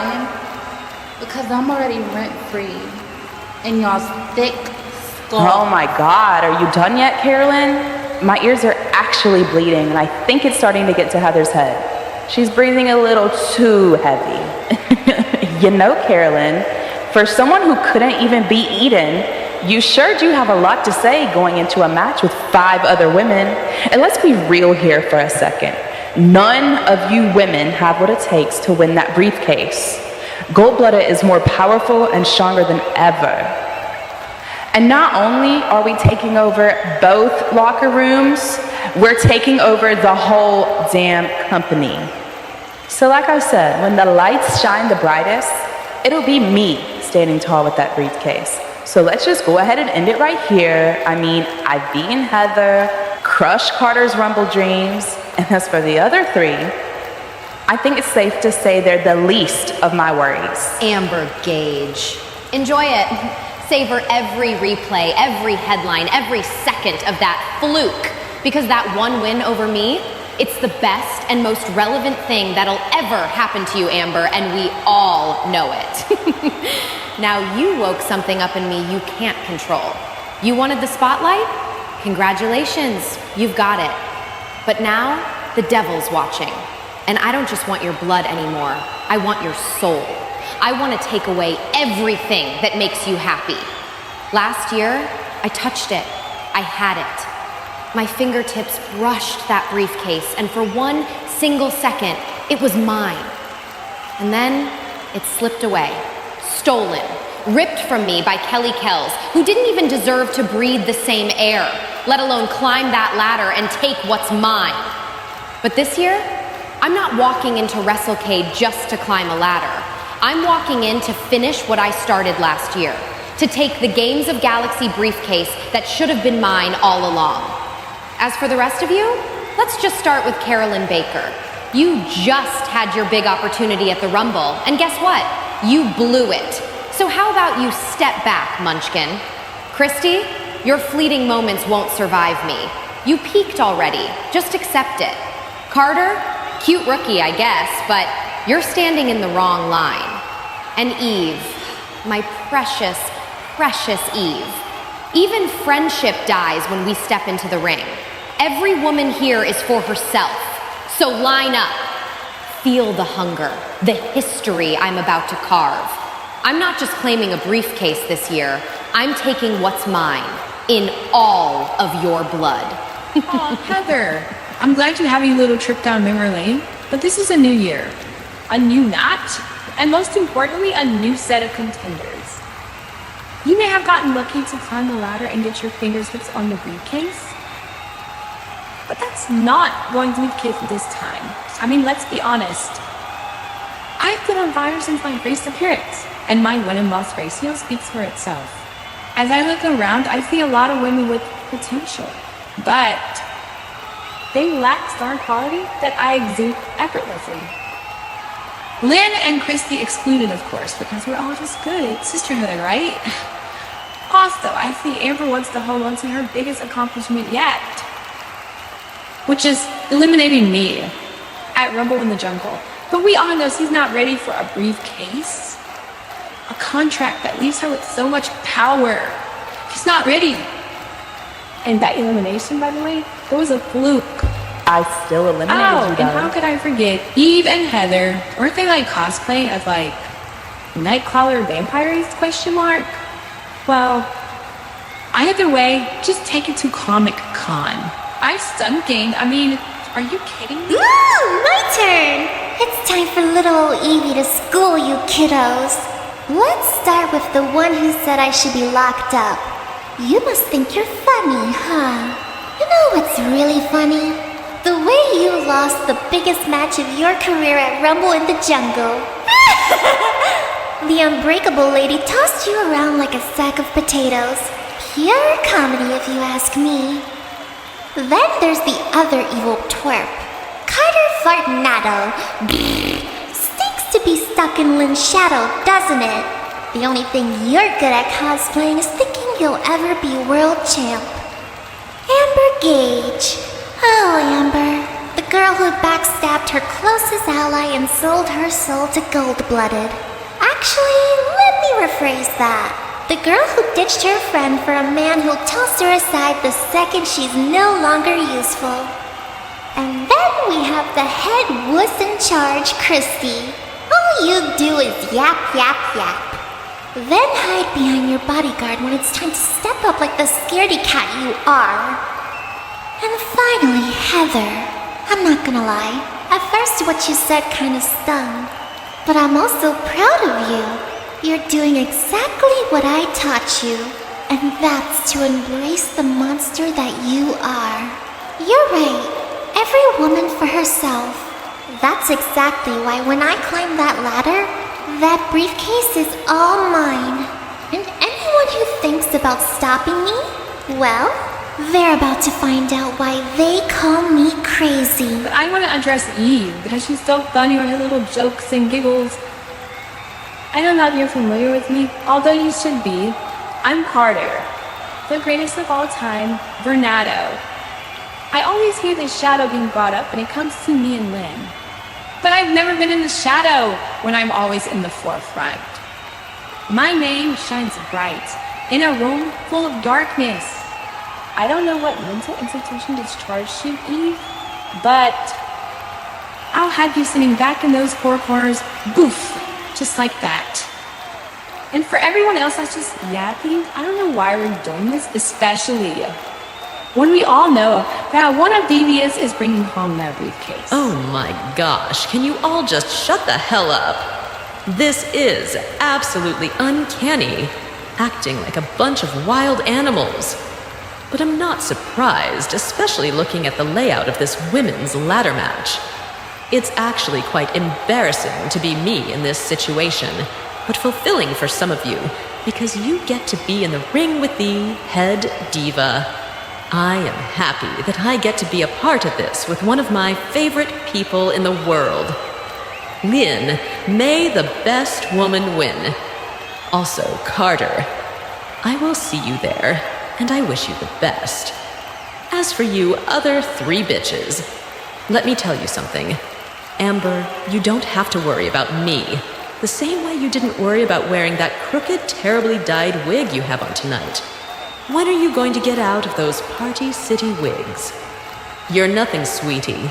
And cold-blooded, red-blooded, whatever the hell the name is of that cult, it still couldn't make you relevant. And we all know what you did to get your spot in there. You whore. Then you have Dracula. I don't know how you haven't been charged with attempted murder yet. Putting those decaying teeth on people. Sweetie, you aren't a vampire. You just have really bad teeth and you're a cannibal. You're a joke. And to that last psycho, I'm calling the cops on you if you do anything too crazy. I can't wait to knock you and them buns silly. Hopefully that can make your childish ass a little sane. Either way, this is my first time being a part of something like this. I deserve this accomplishment. I deserve to be at the top, and this briefcase will only help further my ambitions of doing just that. So bicker all you want, but just know, the HDIC always gets what she wants. Everyone loves to talk about how I lost to Eden, but let me ask the question. How about y'all try it all? In fact, where were all of y'all when the opportunity came around to face her? Oh, right. Eve, you're too busy acting your shoe size, rather your age. And well, Heather, I guess vampires really can't have a shadow when they're stuck in someone else's. Isn't that right, Gage? And Gage, I'm glad I came to you. Because you talk about me losing to Eden, but last time I checked, you lost at Carnage. And that sent you scattering looking for a partner. And well, that didn't help the case. Because you changed the scenery, but not the situation. And you turned on her. And you lost that too.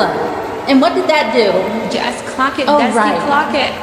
That sent you to team with a group of men to reassure you. But see, the difference between me and you, Amber, is when I lose, I don't need to find new friends. I don't need to go to men for reassurance. That's the difference between me and you.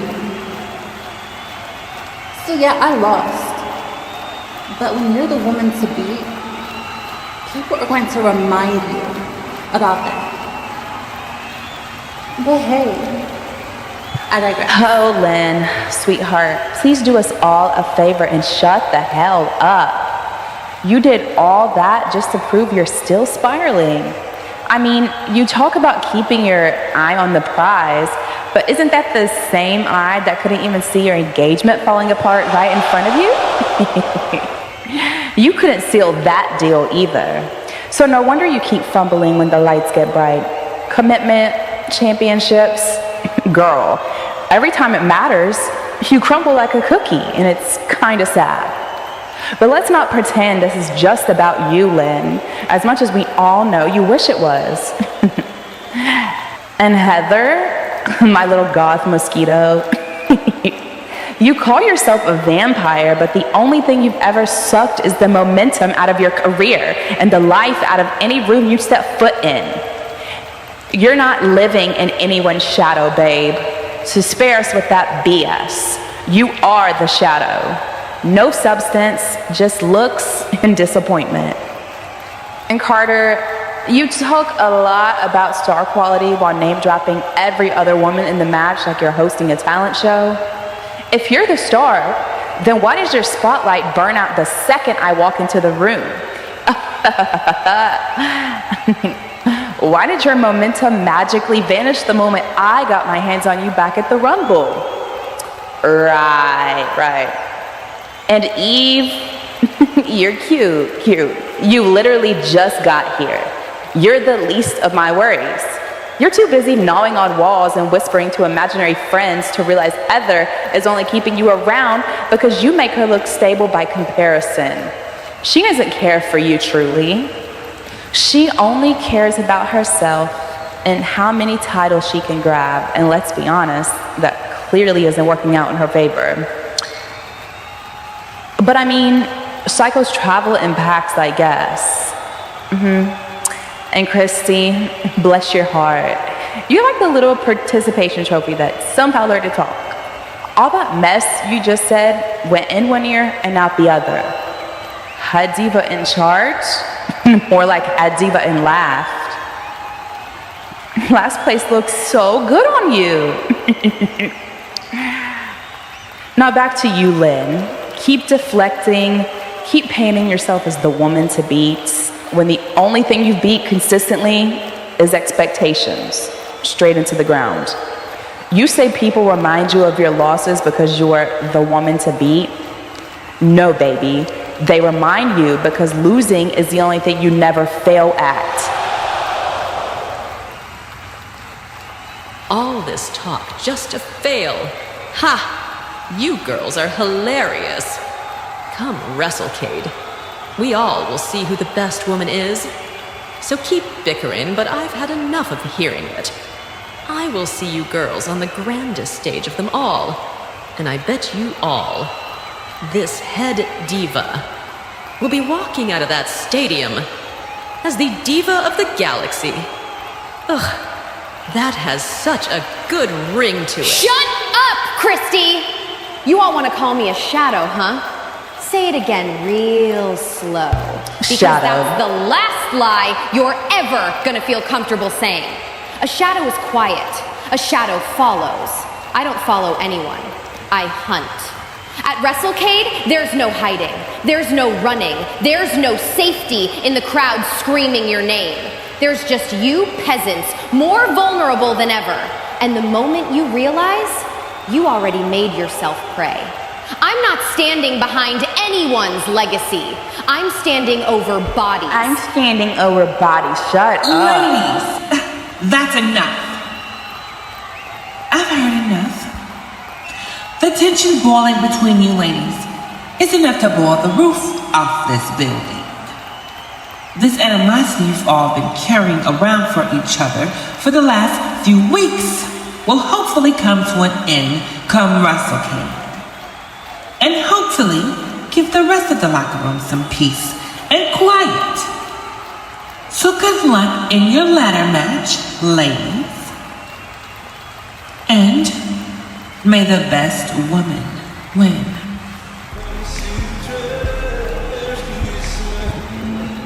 Black King Boss. Bitch, I'm a boss. More wise up and you're more Lacoste. Who's gonna cost? Our boycott. It's picking up for Games of the Galaxy. Let the games begin at WrestleCade XII. Who will grab the ultimate prize for the uprising? Since there was a time limit to how long we could be out there, let me say a few things that I wanted to get off my chest. This is going to be short, but sweet. I have had enough of the disrespect from you ungrateful, low-life busters. This whole saying that I have peaked, or I am old, or I am forgotten is tired. How am I irrelevant, and when I walk out, that crowd reacts to me, more than all of you bitches combine, minus Lynn and Carter, of course. Heather, kiss my boot shark teeth. You aren't the devil's favorite, you freak. You're a nuisance. That bores the hell out of me. All that blood action you participate in, and you still couldn't put a face to your meaningless ass. You bitches think it's a gag to call me a seasoned veteran. It's not. I have seen plenty of bitches come and go, and you see me, I still remain here, ruling over a division I helped build. You Marquez hoes should be shining my shoes, showing appreciation for what me and women before you have done for this division. You girls won't last. You're just fresh, plastic, surgery-filled faces that are hot on the press right now. But shortly, you'll be forgotten about just like the others. You bitches must have knocked your heads a little too hard on that turnbuckle. You wanted to come to this division because of me. Me and a few other women. Which, this pains me to admit, helped build this what it is today. Amber Reed, Cory Rose, Christy Redding, Lee Page, Andy Jaden, and Peaches, and a few others helped put this division on the map. So you know what? All of you suck. And since Amber told Heather all she does is suck the momentum out of her own career, well, love, the last thing you sucked was Will's private to get anywhere in this division. Ha! Win or lose at WrestleCade I am, and will always be the head diva in charge. And winning or losing matches didn't get me that title. I built myself to this. I put in the work. I am a leading factor to what this division is today. You bitches can't and aren't going to do the things I've done here in COH. Trying to fill my shoes won't get you far, especially since a lot of you girls have no identity. This isn't just to the girls in the ladder match anymore. This is to all my haters, the naysayers, who believe I am anything like you faceless girls. So say I peaked. Say I am irrelevant. Say that you aren't worried about me. That's fine. They may not see it here, but I know it, and the Honorverse knows it. I'm the best thing around here. While a bunch of you girls share the same personality traits like you are in matching pajamas for Christmas. When I look at this division, all I see is the Spider-Man pointing meme. You girls are jokes, while I am still here and world-renowned. So see you bitches at WrestleCade. Lord knows this may be a few of you girls' last one. HDIC out.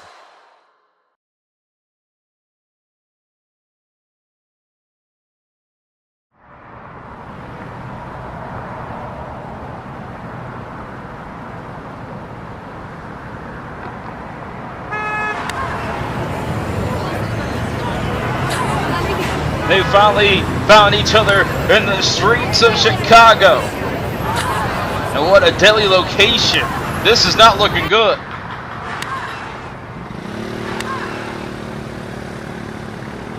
Right next to the river here in Chicago. No, don't do this. Thanks for the memories, bitch.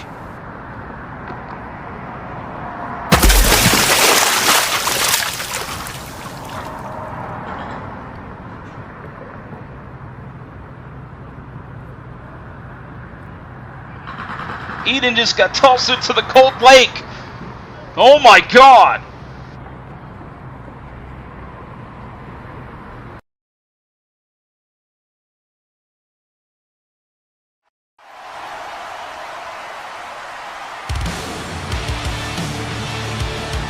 What a chaotic night in Chicago.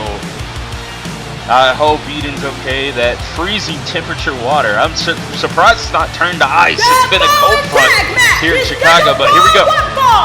It is for the COH Tag Team Championship! Introducing the champions. At combined weight of 444 pounds, they are the team of Thomas Starr and Alex Starfire.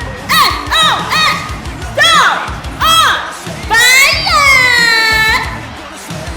Stars on fire. The tag team champions have arrived to Chicago here tonight as the tag titles hang in the balance against the newly formed Wasted Generation. They get the table set for WrestleCade XII. We're gonna find out who will be the tag team champions to close an incredible year of Code of Honor 2025. This is officially the last match of the year, and it's for the tag team gold.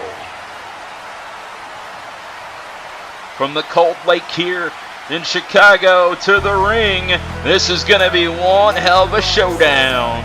Here comes the #1 contenders, the Wasted Generation.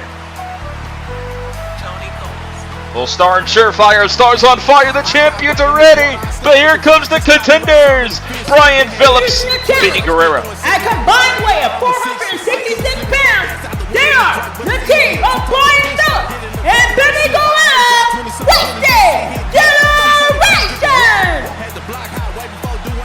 They're the Wasted Generation, but they don't want to waste this opportunity here tonight. Vinny Guerrero could be one of the fastest rising stars in COH today, a part of that class of 2025.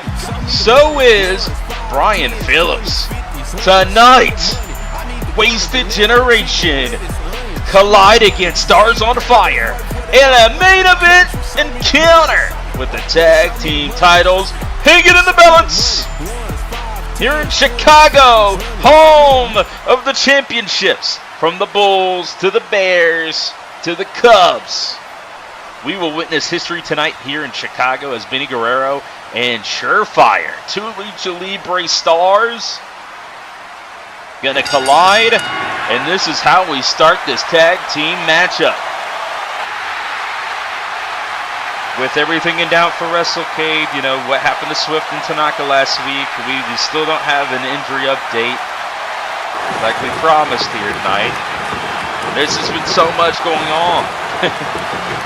We need a news program for COH entirely after tonight's episode, because it's so much breaking news. But tonight, we could have more breaking news with Vinny Guerrero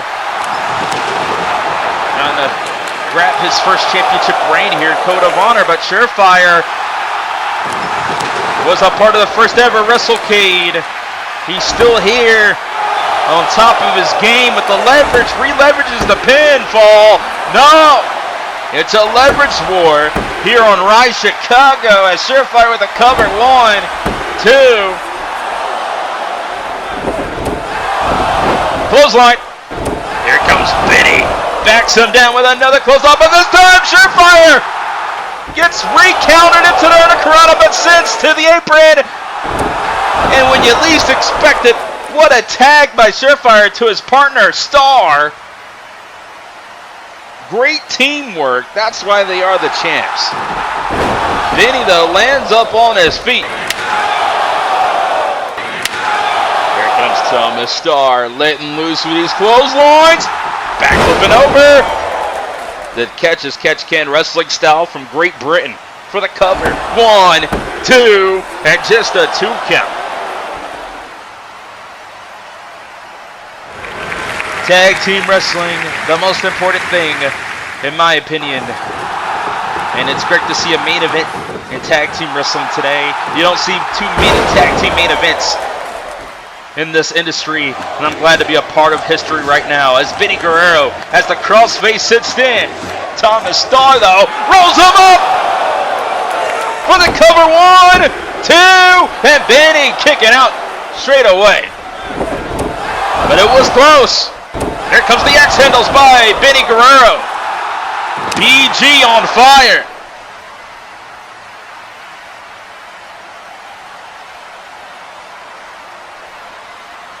Sends him to the second rope. Incoming! He connects with a drop kick. Vinny Guerrero to the top. Irish District. Moonsault. This time, standing corkscrew senton. What a phase out by Vinny, and now tag in the Brian Phillips. The Wasted Generation. With great momentum so far. Surefire pleading for a tag. He comes in. A great tag by Starr. Oh my God! Launches to the top to the Avalanche. Superplex. And now Fujiwara armbar. Changing course of the submission, but no, Vinny out on ringside just watches Brian Phillips takes him down with a stun gun. 2. So fast that I can't even keep up sometimes. That was great by Brian Phillips there. Face first, off the apron. Incoming! Watch out, Vinny! Oh, PK! To the back. Slingshot, X Factor, and a moonsault all the way down to the floor. Both members of Wasted Generation. Boom! Oh, Brian Phillips with a dive. He scores. Helping up his teammate. Starr, though, on the tightrope. Oh! Are you kidding me? A leap of faith by Thomas Starr, corkscrewing through the air. And now Surefire to the top. Blockbuster, but no! Captured by Brian Phillips. Tune up the van for the 3 amigos. Brainbuster for the third one. 1, 2, no! Right into the armbar. What a transition from the cover. And now Surefire might just tap out here tonight. The tag titles up for grabs. 12 years of tag team wrestling. You've seen the greatest champions crowned in our industry. But what a defining night here tonight in our main event of Rise Chicago. Surefire gets out of the submission right when he needed to. Brian Phillips sends him. Great tag. Here comes Vinny Guerrero. Whirly Durless with a double arm DDT from the wheelbarrow. Suplex combination. But he's not done yet. Into the air raid. Crash neck breaker. Surefire could be done and over with. He could be on Dream Street right now. Sent to the ropes. Wait a minute. Oh, what a tight grip. And he's attacking the wrists of Surefire. But can he get it cinched in all the way? He does. Look at this. You can see the pain in Surefire's face.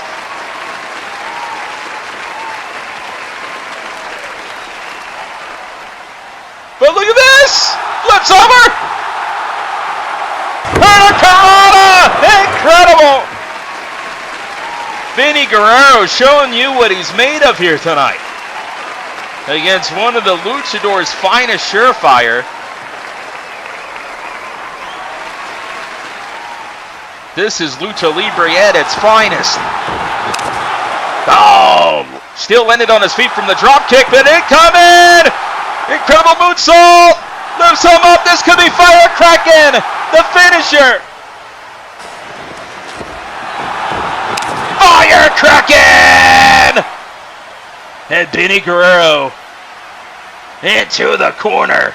Just got wiped out by the finisher by Surefire, but they're not done yet. Stars on fire! With the 3D! 3D! It could be over! 1, 2, and Brian Phillips got there just in time with the save. Super kick!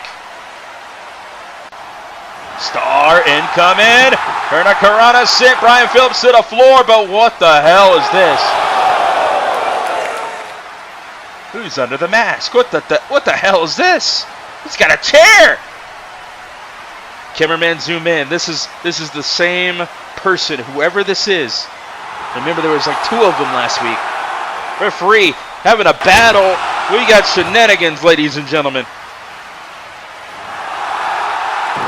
Surefire trying to take out the masked man, whoever it is. Oh, the cutter.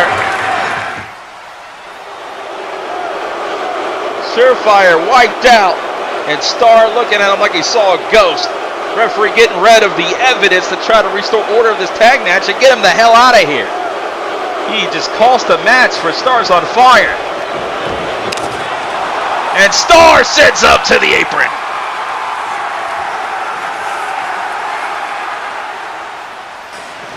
Who the hell is behind the mask?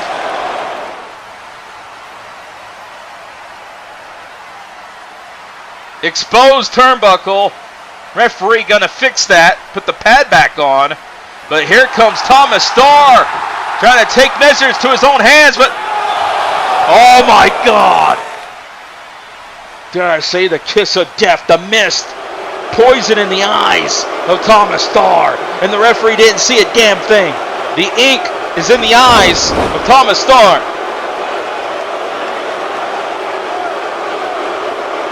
This changes everything, ladies and gentlemen. Who the hell's behind the masks?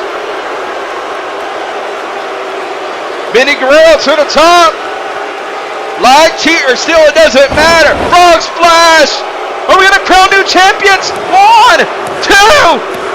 They did it. Wasted Generation are COH Tag Team Champions. Brian Phillips, Benny Guerrero shocked the world. Oh my God, the fastest rising team in COH's history.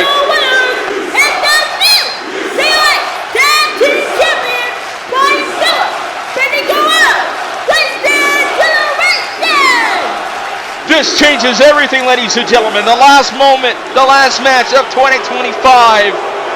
And the Wasted Generation are tag team champions with the ink drying on the face of Thomas Starr. He just now knows that he's no longer tag team champion.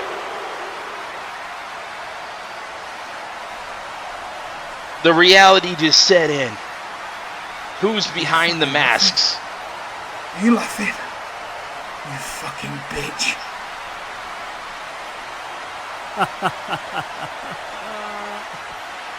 No.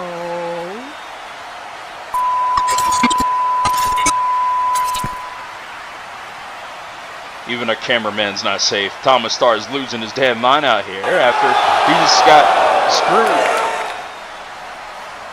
Yep, down goes another employee of the night.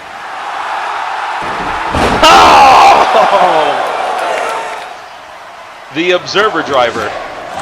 The best bout Observer Driver. This has got to be the biggest fucking joke. How is this possible?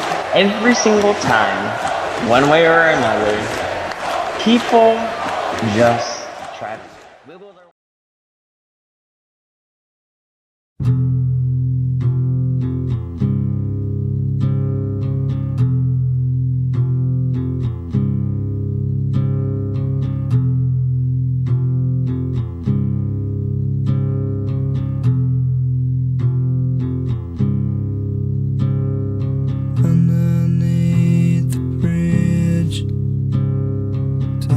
has sprung a leak, and the animals I've trapped have all become my pets, and I'm living off of grass and the drippings from it.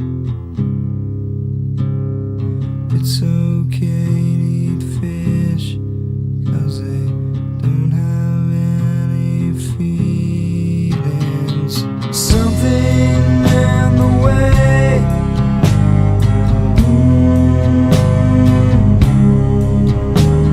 something in the way, yeah. Something in the way.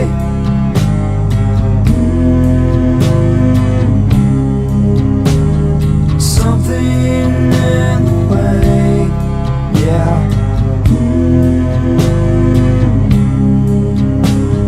Something in the way.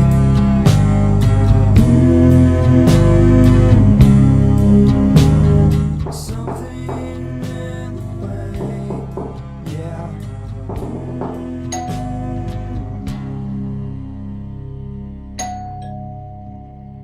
Underneath the bridge, top has sprung a leak, and the animals I've trapped have all become pets,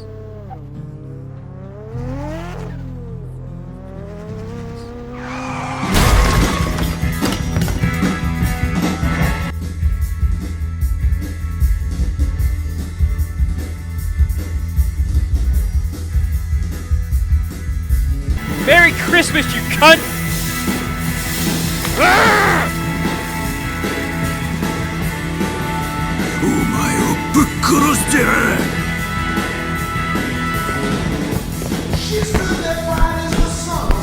Fight back! Fight back! That's what I thought, bitch! She looked at him with those soft eyes so innocent and blue. He knew right then he was too far from home.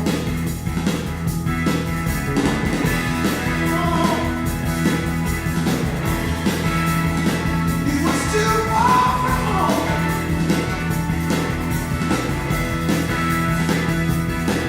Ah! She took his hand and she let him in on that golden beach.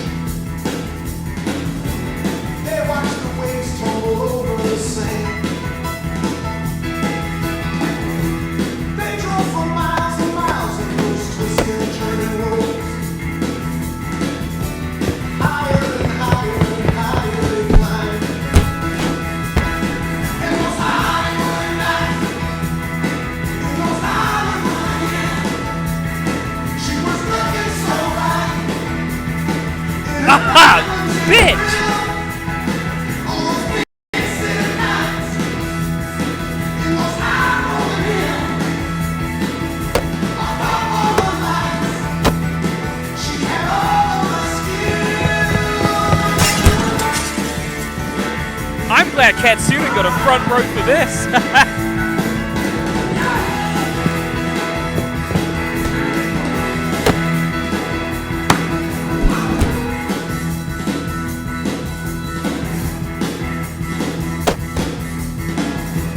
He headed west 'cause he felt that the change was doing good.